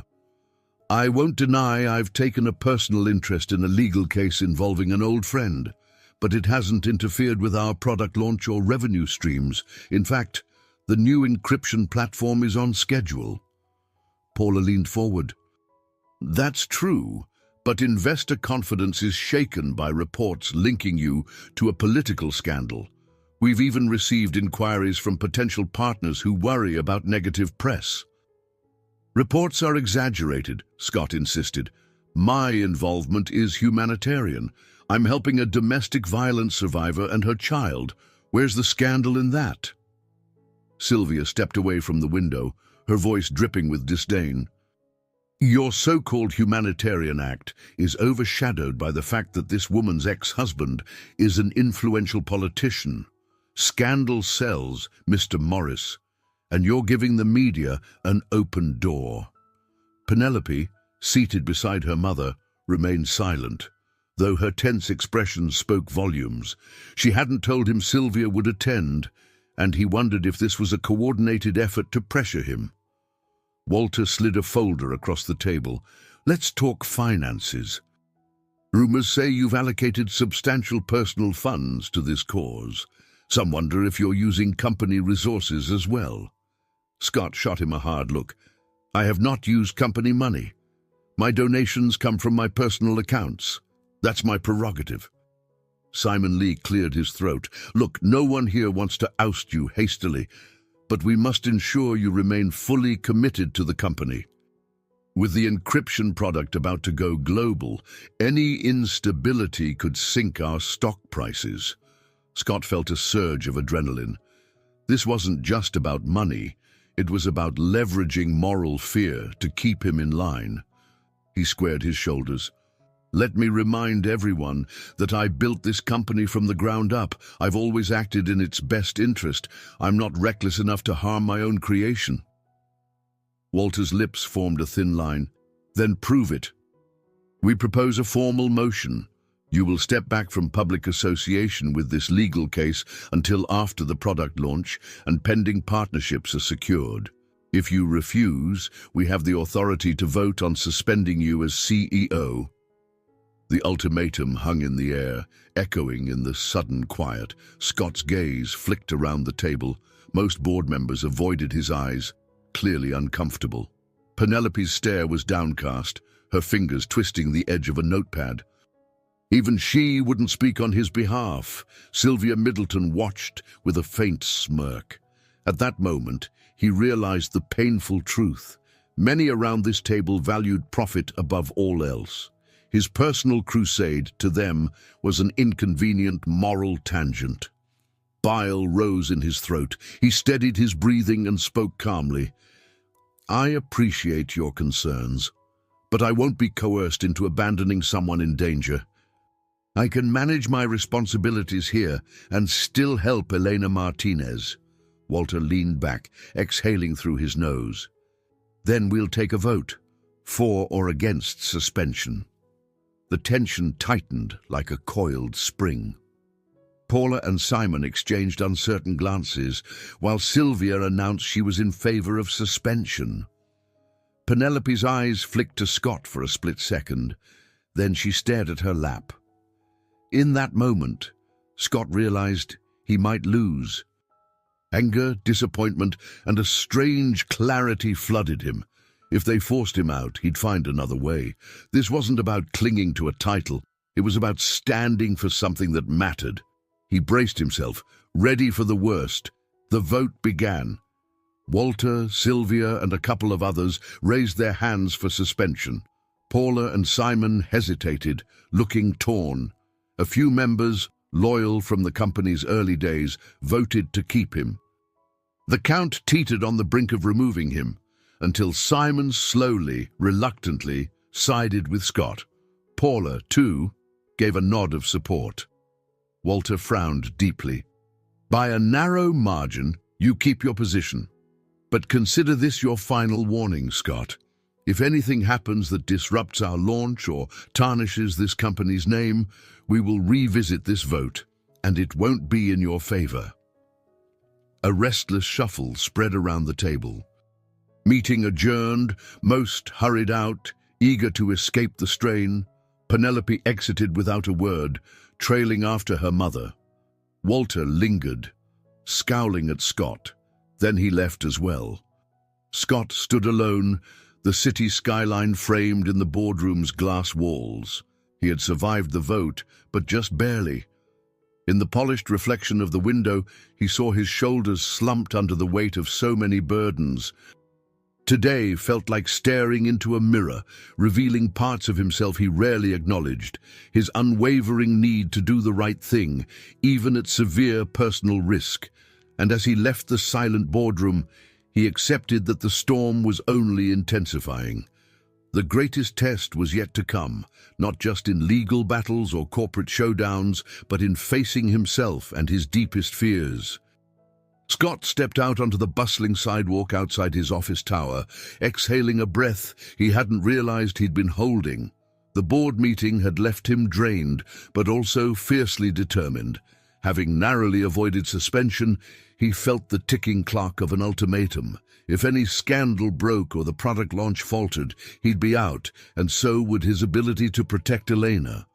While weaving through lunchtime crowds, his phone buzzed. Glancing down, he saw a message from Diane. "Emergency at the shelter. Elena very upset. Ivan's men might have found a clue to her location." Scott's pulse quickened. He flagged down a cab, heart hammering in his chest. Within half an hour, he was at St. Luke's, rushing down the worn corridor. Sister Kathleen met him, her expression grim. "Elena's in the common area. She's shaken up, says someone was watching her while she walked with April in the courtyard." He found Elena sitting in a wooden chair, trembling, clutching April protectively. Her eyes brimmed with tears. Nearby, Diane and Matteo stood, trying to comfort her. A single caretaker hovered anxiously. "Elena, what happened?" Scott asked, kneeling beside her. She swallowed hard, eyes darting to the shelter's door. "I needed fresh air for the baby. We went into the courtyard. Then I saw, I'm sure it was Arturo, Ivan's right-hand man. He was across the street, just staring at us. I ran inside." Scott clenched his jaw. "We can't stay here if he knows. Malcolm's men are supposed to be guarding the perimeter, but obviously we need a new plan." Diane nodded.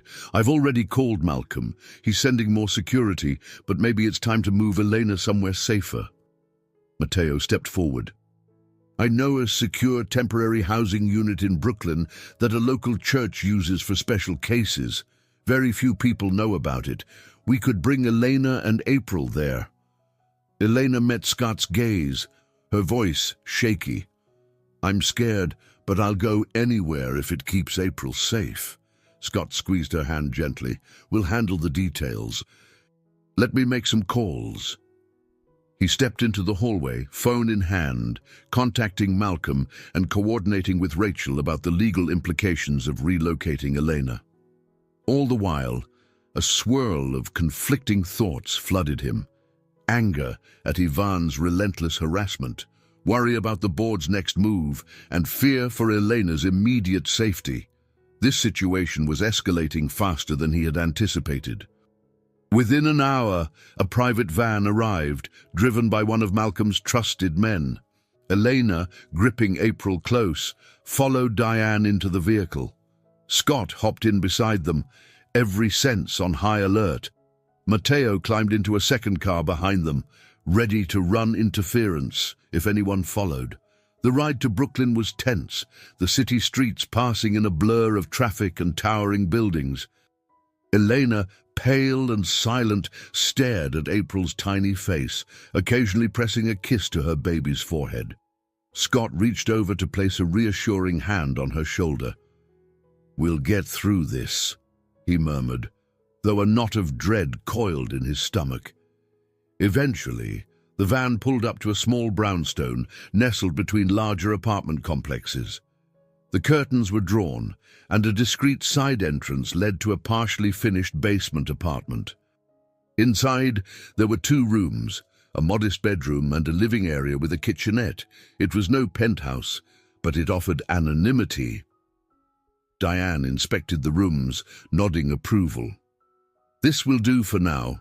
It's a stopgap, but at least it's off the radar." Elena settled onto the small couch, letting out a shaky breath. April fussed, sensing her mother's unease. Scott found a carton of baby formula in the bag they'd brought and handed it to Elena, who prepared a bottle with unsteady hands. While Elena fed April, Scott and Diane spoke in hushed tones at the kitchenette counter. "Ivan isn't going to stop," Scott said, voice low. "He's determined to force her back or punish her for leaving him." Diane nodded gravely. "We'll keep rotating security. I'll update Rachel about the new address. She'll inform the judge if needed." The door to the basement opened as Malcolm entered, scanning the rooms with a professional air. "Perimeter seems clear. I've got 2 men posted outside. One in the alley, another in a car on the next block." Scott offered a tight smile of thanks. "I appreciate it." Malcolm gave him a pointed look. "It's not just Elena's safety at stake. We need to think about your own exposure. If Ivan's man is tailing you, he might try something more direct." A surge of stubborn resolve rose in Scott. "I'll handle that risk. My priority is making sure Elena and April stay out of his reach." As the evening wore on, the group gradually dispersed. Diane left to handle foundation business, Malcolm to coordinate the extended security detail. Matteo would bring supplies the next day. Finally, Scott and Elena found themselves alone in the small living area, the overhead light casting a warm glow. Elena's voice broke the silence. "Thank you for all of this. I know it's not easy." He sat beside her on the worn couch, exhaustion etched into his features. "I want you to be free of this nightmare," he said softly. "That's all that matters." She reached for his hand, a fragile smile crossing her face. They sat that way a while, April cradled between them, the muffled hum of Brooklyn's nightlife outside. In that fragile moment, they found a semblance of peace, though they both sensed that a final, more perilous confrontation with Ivan loomed. This was the last calm before the storm's fiercest gust, and each breath they took felt like borrowed time. 2 days later, the morning sky was a dull gray, threatening snow. In the cramped basement apartment, Elena paced with April cradled in her arms, her nerves on edge. Scott had just stepped outside to make a call to Rachel, giving Elena a moment alone. She glanced at the door every few seconds, her heart drumming. Staying indoors day and night gnawed at her spirit, but stepping out risked discovery. When Scott returned, his brow was furrowed. Rachel says Ivan's attorney filed a motion claiming we fabricated evidence. They want to accelerate the court date.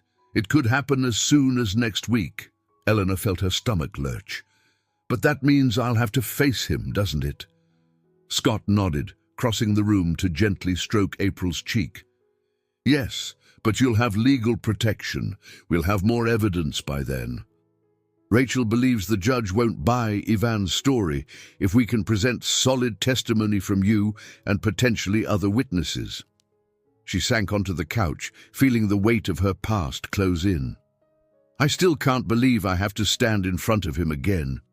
We won't let him intimidate you, Scott promised. This time, you're not alone. A tentative knock sounded on the door, making them both tense. Scott exchanged a look with Elena before peering through the peephole. It was Penelope. He hesitated, uncertain. Finally, he opened the door. Penelope stepped inside, looking out of place in her designer coat and heels against the backdrop of peeling paint and worn furniture. Her gaze landed on Eleanor and the baby. A flicker of surprise or discomfort crossed her features. I had to see this for myself, she said quietly, her voice lacking its usual polished confidence. Scott forced a calm tone. Penelope, how did you find us? She exhaled, crossing her arms protectively. I asked around the foundation until someone slipped the address. Don't worry, I didn't bring a horde of reporters. Elena eyed her warily, sensing tension. April squirmed in her arms. Scott placed a reassuring hand on Elena's shoulder, then turned to Penelope. Why are you here? Penelope took in the sight of the baby, then the tight lines of Elena's face. I wanted to understand what's been pulling you away, and maybe I wanted to see if it's really as dire as you say. Elena's voice trembled with anger. Dire? I'm hiding in a basement from a man who beat me and threatened my child. Do you need more proof? Penelope colored slightly, glancing away. I'm not your enemy, she murmured. Look, it's obvious Scott cares about you. But the situation is complicated. Elena bristled but said nothing, stepping back to rock April gently. Scott cleared his throat. Penelope, if you're worried about the board, they've already tried to remove me once. I'm still here. If this is about our engagement, she cut him off. It's about more than that. Yes, my mother is furious. The investors are on edge. But I see now that this is real. It's not some fleeting charity project. Her gaze flicked to Elena's bruised arms, faded but still visible. Something in Penelope's expression softened. Minutes of awkward silence followed. At last, Penelope inhaled, summoning a steadier voice. I can't pretend to be entirely supportive, but I won't stand in the way, not anymore. Do what you have to do, Scott. I'm stepping aside. Elena cast a questioning look at Scott, who simply exhaled a heavy breath. Thank you, he said, his tone subdued, as if mourning the end of something that was never built on genuine love anyway. Penelope, blinking rapidly, headed for the door. Before leaving, she turned and spoke to Elena. I hope you get the justice you deserve. She didn't wait for a reply, closing the door behind her with a soft click. In the tense quiet that followed, Eleanor sagged onto the couch, relief and sorrow mingling in her eyes. I'm sorry, she said. I didn't mean to ruin your... Scott shook his head. There was nothing to ruin. We weren't together for the right reasons. He knelt beside her, brushing a strand of hair away from her face. Let's focus on keeping you and April safe. Later that afternoon, Diane arrived with more news. Ivan's men have been spotted near the foundation again, she warned. We're telling everyone to stay vigilant. Rachel wants to expedite new evidence to the court, Elena nodded, setting April down in a makeshift crib. "I'll do whatever it takes. I'm tired of hiding." Scott glanced out the narrow basement window, watching flakes of snow begin to drift. "I know you are," he said softly. "We're nearing the breaking point. Once this hearing is set, we either confront Ivan head-on or risk losing everything."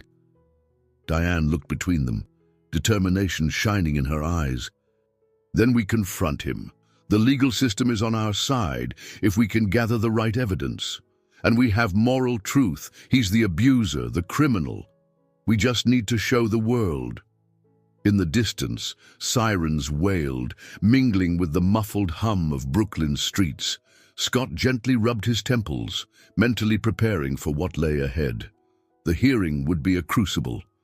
Ivan would likely appear, pulling every string he had to discredit Elena, and by extension, Scott.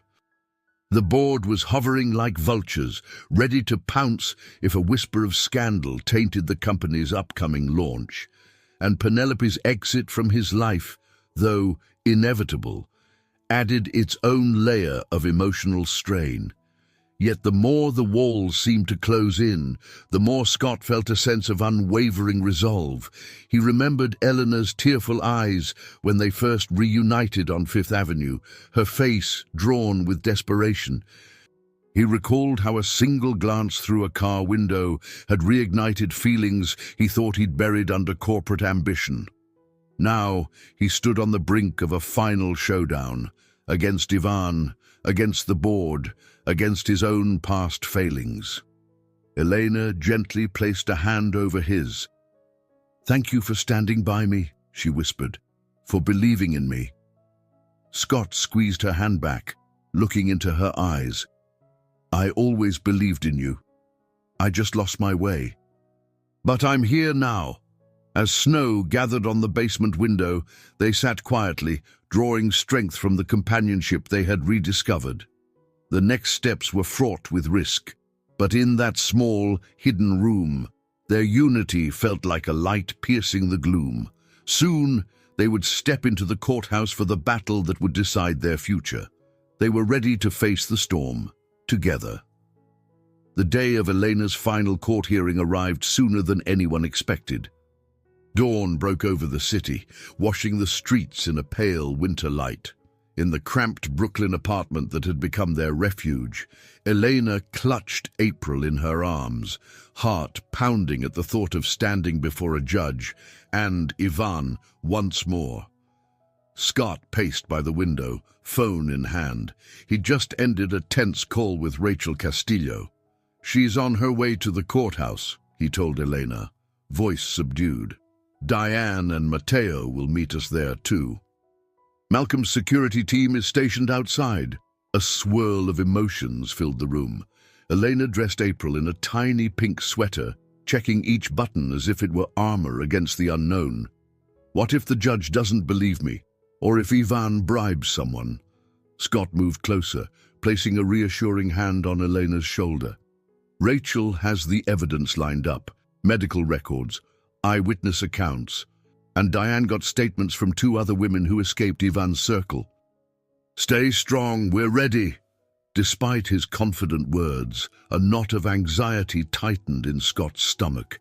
Not only was he about to help Elena confront the man who terrorized her for years, but his own corporate empire still balanced on a knife's edge. One whisper of controversy might embolden the board to oust him, no matter the temporary reprieve he'd earned. Even so, his resolve to protect Elena stood firm. They arrived at the courthouse in a single black SUV, escorted by 2 of Malcolm's security personnel. Stepping out into the chilly air, Eleanor held April close while scanning the grey stone facade. Though tension radiated from her, she straightened her back, preparing to face her abuser in a final bid for freedom. Inside, they found Diane and Mateo in a corridor buzzing with lawyers, clients, and court clerks. Diane greeted Elena with a gentle hug. "We're here," she said softly. "All of us. You'll be okay." Rachel appeared moments later, briefcase in hand, her expression focused.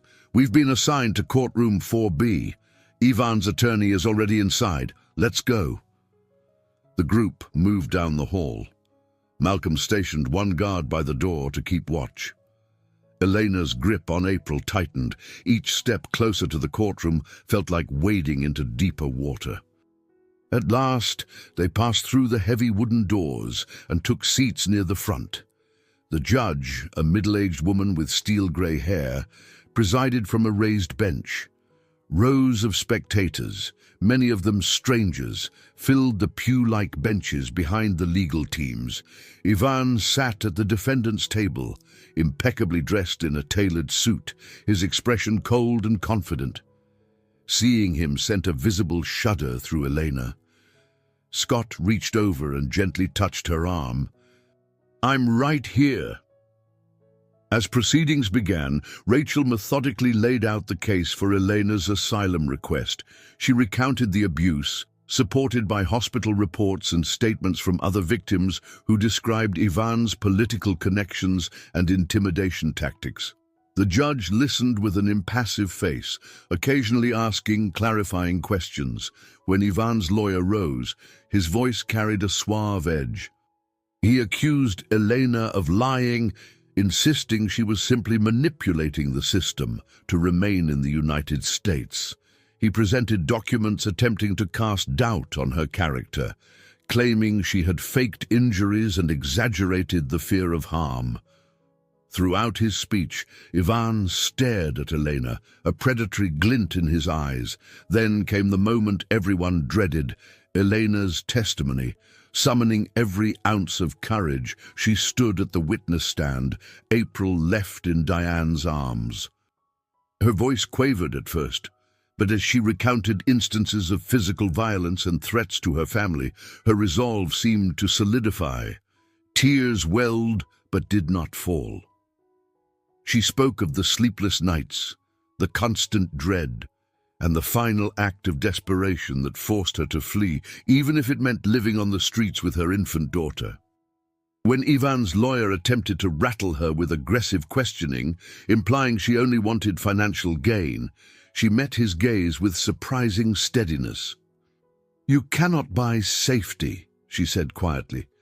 "I just want to protect my daughter." A hush fell over the courtroom. Even the judge seemed moved by Elena's stark sincerity. Ivan shifted in his seat, his carefully curated mask cracking for a brief instant.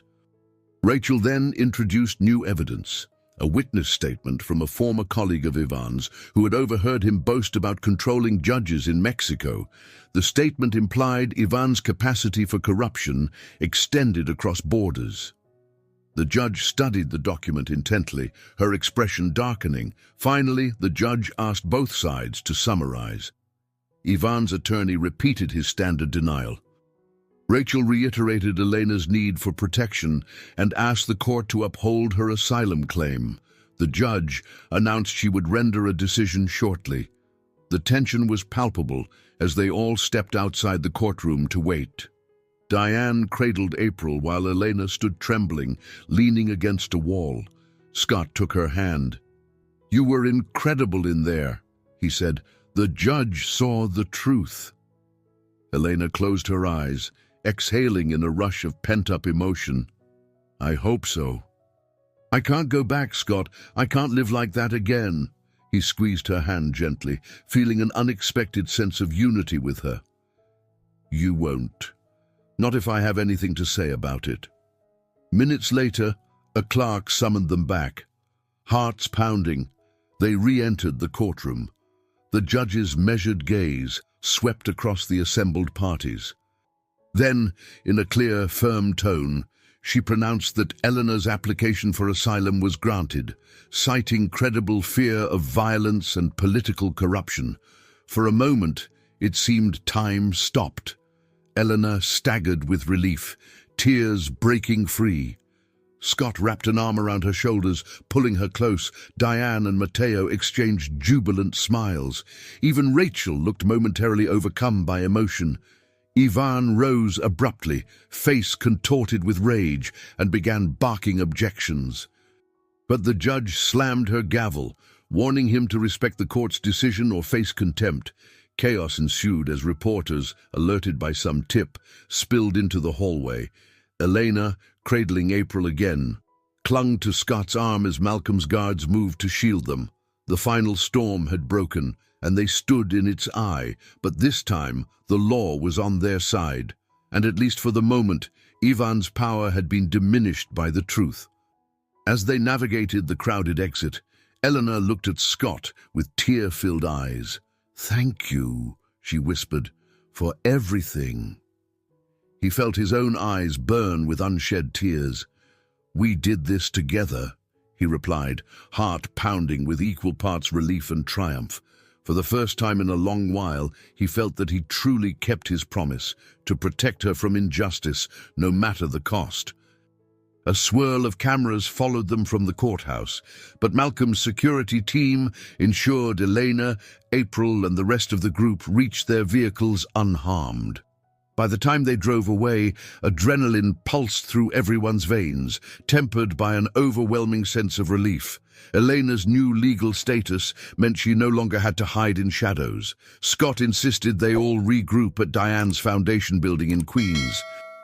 The moment they walked into the humble yet welcoming space, the staff erupted in cheers. Women who had once been in Elena's situation gathered around, some wiping away tears, others offering warm embraces. Elena stood amidst them, at first shy, then succumbing to a cascade of thank yous and heartfelt sobs. Matteo spread the good news by phone and social media among trusted circles. Within an hour, donations poured in from sympathetic supporters who saw Elena's victory as a beacon of hope in a system that often felt stacked against the vulnerable. Meanwhile, Scott lingered near the reception desk, quietly checking his phone for company messages. Although he'd done his best to manage the product launch from a distance, he couldn't fully ignore the board's discontent. The sense of dread he'd felt before the court hearing bubbled up again. What if the next message is from Walter, demanding an explanation for the media circus? But for now, he tucked the phone away, deciding to savor this triumph. Diane found him gazing into space. "You look tired," she said softly, "but I also see relief." "I'm exhausted," he admitted with a half-smile, "yet I've never felt more alive. Elena's free, finally." Diane placed a hand on his shoulder. "And don't forget what that means for other women, too. Cases like hers show the system can work if we push hard enough." He nodded, a surge of gratitude swelling in his chest. "You're the one who taught me how—" "Thank you." They were interrupted by Elena's voice calling his name. She stood a few feet away, April propped on her hip, wearing a smile that reached her tired eyes. Could we step outside for some air?" Together, they walked out into the late afternoon sun. A cool breeze rustled the bare tree branches lining the sidewalk. They found a bench near a modest community garden behind the foundation building. Elena sat down, carefully placing April on her lap. "I still can't believe it," she murmured, her gaze drifting to the passing cars. "I keep expecting someone to say the judge changed her mind." Scott gently covered her free hand with his. "It's real." No more living in fear, she exhaled, a tremor of emotion rippling through her. "So much has happened. I can't just snap my fingers and forget everything." "That's normal," he said quietly. "Healing takes time. But now you have the chance to do it in peace." Elena's eyes grew distant. "I don't even know where to start. Find a job, an apartment for me and April, talk to my parents in Mexico. I've barely spoken to them since the deportation." Scott studied her face. "We can figure it out together. There's a place for you at the foundation if you want to help other women, or I can connect you with programs that assist new immigrants. Anything you need." She looked down at April, who was busy grabbing at a loose thread on her sweater. "And you, Scott? Your company, your life, it's all so different now. Are you going to be okay after all this?" A wave of uncertainty washed over him. "I'm not sure. The board could still come after me." But I'm more prepared to handle it now than I was before. If they force me out, I'll figure something else out. I'm not tied to that place the way I used to be, not anymore." Elena bit her lip, hesitating. "I don't want you to lose everything because of me." He shook his head firmly. "Don't ever say that. I made my choices freely, and I'd make them again. I never want to be that powerless kid who watched you leave without fighting to keep you safe." Tears pooled in her eyes, but she held them back. "You've changed, you know." Scott gazed at her, remembering how they once strolled together in the Bronx streets as teenagers. "So have you," he whispered, his heart twisting at both the sorrow and hope in her expression. They sat in companionable silence a while, soaking in the crisp air. For the first time since their reunion on Fifth Avenue, their world felt open and unguarded. April cooed, distracted by a fluttering bird overhead, oblivious to the struggles that had shaped her first months of life. Finally, Elena stood, carefully balancing April in her arms. "I want to visit my parents," she said, determination in her voice. "Maybe bring them here if I can. After all this, I want my family whole again." Scott rose with her, placing a gentle hand at her back. "We'll do it, Elena, step by step." As they walked back inside, the foundation staff cheered again, this time for them both. The bond they'd forged, equal parts past love, shared sacrifice and renewed hope, shone like an invisible thread linking their lives. Though the path ahead still had obstacles, this moment was theirs, a quiet victory, a long road home, but one they would travel side by side. 3 days after Elena's court triumph, Scott was in his office, meeting with a handful of employees. Though the board had made ominous noises about convening again, no official move had been made to oust him. Yet, in the meantime, he used his position to advocate for corporate social responsibility programs, inspired by his experiences with the foundation. He proposed a new initiative to provide grants and technical support to non-profits working with refugees and domestic abuse survivors. The employees, mostly younger hires, seemed enthused. One of them, a bright-eyed programmer named Kelsey, said she'd always wanted to volunteer but didn't know how. Another, from marketing, suggested creating a corporate partnership with New Beginnings Foundation to funnel resources more effectively. Walter, who had stomped into the room midway through the meeting, eyed the presentation slides with a pinched expression. "We're a tech company, not a charity. The board won't approve any major budget shifts unless it sees direct ROI."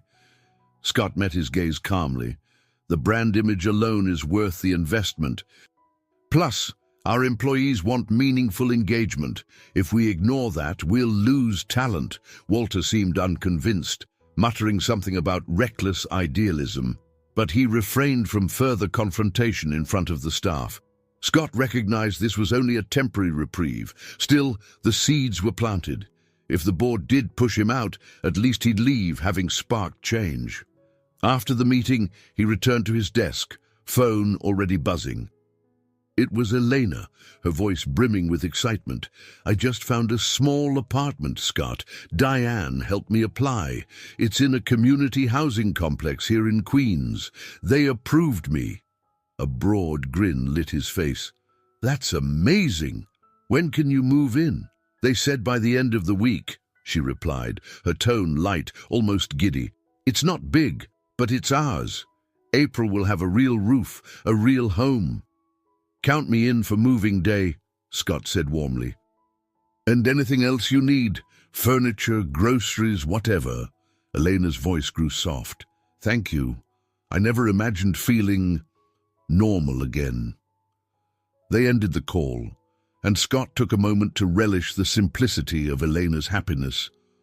Just a few weeks ago, she was begging on the street. Now she was about to have a place she could call her own. His chest tightened with emotion, relief, pride, and a quiet sense of victory. No matter what happened next at the company, this was worth it. Later that afternoon, Diane arranged a small celebration at the foundation.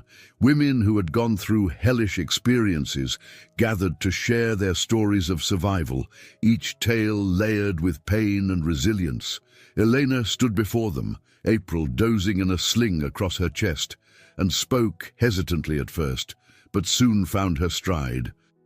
She recounted her journey from a fearful teen deported alongside her family, to a wife trapped in abuse, to a mother running from violence. The room listened in rapt silence. "I thought I had no future," Elena said, voice thick with emotion, "but good people found me and didn't give up. Even when I tried to vanish, they brought me back to life." Applause rang out, some women wiping tears, others nodding in understanding. Scott stood at the back, his own eyes damp. He recalled the day he first saw Elena on Fifth Avenue, how her gaze had jolted him into action. They'd come so far, yet the journey had only just begun. When Elena finished, she spotted Scott and motioned for him to step forward. Heat rose to his cheeks. He preferred the background, but as he joined her, the crowd clapped again. She gave a small laugh. "This is Scott, the one who found me and helped me believe in second chances." A flush of self-consciousness battled with gratitude. "I don't need applause," he said into the microphone. "Elena did all the hard work, but I want to say, if you have the ability to help someone, do it. It's worth every risk, every sleepless night, to see someone stand on their feet again." The crowd erupted once more, and in that moment, Scott felt a deep sense of fulfillment. Whatever the board decided, he couldn't regret a single decision.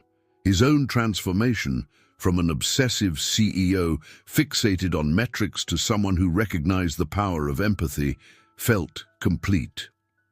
After the event, Eleanor and April walked with him down the street, the winter sun dipping low. Elena paused in front of a corner bakery. "Can we get cupcakes for the apartment?" she asked, eyes gleaming. Something to celebrate. April's first real home. Scott's laugh came easily. "Absolutely." They strolled inside, selecting a box of frosted treats. The cashier smiled at April, who squealed in delight at the colorful icing.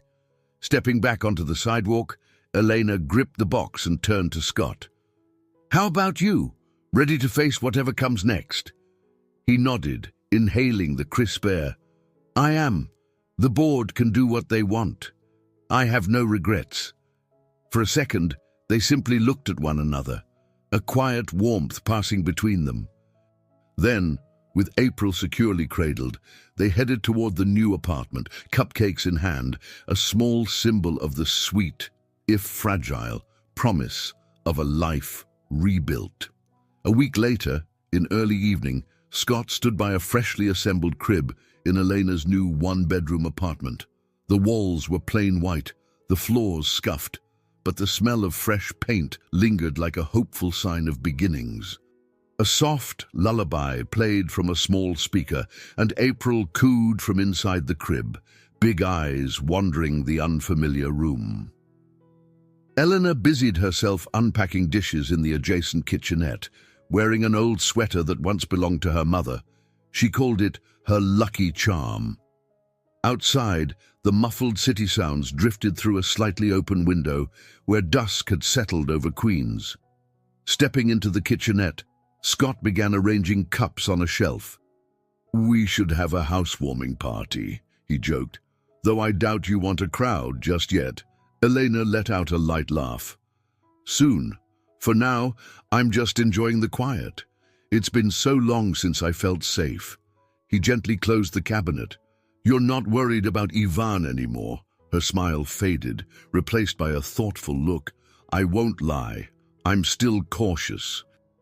But with the court ruling and the new protective order, plus your security measures, it's the first time I can breathe without looking over my shoulder." Scott nodded, reflecting on the surreal shift in both their lives. His phone buzzed, a reminder of a late-night conference call he had to join about the encryption product launch. No new threats had materialized from the board, largely because the product was set for a successful release, promising hefty returns. Walter's warnings lingered, but for the moment they remained just that, warnings. He flipped the phone to silent. Work could wait. Tonight was about celebrating small victories. As if on cue, a knock sounded at the door. Diane and Matteo appeared, carrying a bag of groceries and a bouquet of simple daisies. "Welcome home," Diane said with a wide smile. "We thought you might need some essentials. Milk, bread, coffee." Elena beamed, taking the groceries. "You have no idea how perfect that is. I still haven't gone grocery shopping." Matteo presented the daisies shyly. "For you, white flowers symbolize new beginnings, right?" Elena's eyes misted. "They're beautiful. Thank you." While Diane found a vase for the flowers, the four of them settled around a small table that Scott and Eleanor had recently brought in. They shared stories of the Foundation's new project, how more women were coming forward with their struggles, encouraged by Elena's public victory in court. The conversation flowed easily, punctuated by laughter, especially when April babbled loudly from her crib, as if announcing her own contentment. At one point, Elena stood, excusing herself to check on the baby. Diane's expression turned thoughtful. She looked at Scott. "I'm so proud of the changes you've helped spark. The staff at New Beginnings is bustling with energy we haven't seen in years." Scott glanced at the partially open door to the bedroom, where Elena cooed softly to April. "It's like I've found a new calling," he said quietly. "I used to think success was about building an empire that couldn't be toppled, but now I see success in smaller, simpler moments." Matteo nodded, tapping the table gently. "This place is small, and yet it feels like a palace compared to what Elena faced a few months ago." Diane's eyes flicked to Scott. "Any word from the board about your role?" He sighed. "They're biding their time. The encryption product is taking off, so shareholders are happy for now. Walter's still wary, but he doesn't have enough votes to force me out unless something drastic happens. It's a stalemate." Diane and Matteo exchanged relieved looks. "Well, that's something," Diane said. Elena returned, her face soft with maternal calm. She slipped back into her seat, glancing around at the three people who had become her lifeline. "I've been thinking," she began, voice gentle. "My parents want to see me and to meet April. They're still in Mexico, but if my asylum status allows, maybe they can come visit or even relocate eventually." Scott reached over and covered her hand with his. "Rachel's working on family reunification. We'll make it happen." Emotions welled in Elena's eyes. "I want to thank you all. Diane, Matteo, Scott. Without you, I don't know where I'd be. Possibly living in fear forever, or worse." Diane shook her head, a warm smile curling her lips. "We just gave you a boost. You did the rest yourself." After a simple dinner of sandwiches and fruit, they lingered, reluctant to end the evening. The conversation drifted to future dreams, how Elena might volunteer at the Foundation, how Matteo wanted to expand outreach in underserved neighborhoods, how Scott considered reshaping his company's philanthropic policies to help more immigrant families. Each idea felt like a new thread weaving them together. Eventually, Diane and Matteo departed, leaving Elena and Scott alone. The apartment had grown hushed. April slept peacefully in the next room, lulled by the low hum of a space heater. Eleanor locked the door, a firm twist of the deadbolt that symbolized her newfound sense of security. Tired but happy, they sank onto the small sofa, facing each other in the dim light of a single lamp. Elena fiddled with the hem of her sweater. "I keep expecting to wake up," she whispered, "like none of this is real." Scott brushed a stray hair from her face. "It's real." You're free to build the life you deserve. She lifted her gaze to his. What about us? We lost 20 years. Where do we go from here? He felt his throat tighten. Memories of teenage promises flooding back. Yet they were no longer kids in the Bronx. They were adults who had fought hard battles. Let's take it one day at a time, he said softly. We have our whole future to figure that out. A wave of emotion shimmered in her eyes. She leaned in, resting her head on his shoulder. They stayed like that, their breathing synchronizing, hearts full of gratitude and cautious hope. Outside, a lone car rumbled by, headlights flashing across the apartment wall like a fleeting reminder of the busy world beyond. But in that small sanctuary, time felt suspended, charged with the quiet triumph of two souls who had found each other again against all odds. As midnight approached, Elena stood to check on April one last time. Scott trailed behind, peeking into the bedroom. The baby slept soundly, tiny fingers curled around a worn plush rabbit, a gift from Diane. A profound peace settled in the air. Stepping away from the crib, Elena and Scott shared a look, a silent understanding that they had reached a new beginning, one shaped by empathy, courage, and the love that had survived decades apart. Whatever obstacles remained, corporate battles, lingering threats, or the complexities of healing would be met with the strength they now carried together. Yes, they had triumphed over wealth, fear, and the shadows of the past. And in that modest apartment in Queens, love, in all its quiet resilience, stood as the final shield. A shield not even millions in the bank could ever replace. I hope you enjoyed today's story. Subscribe to the channel so you don't miss more stories like this. Leave a like and comment below what you thought of the story. See you in the next video.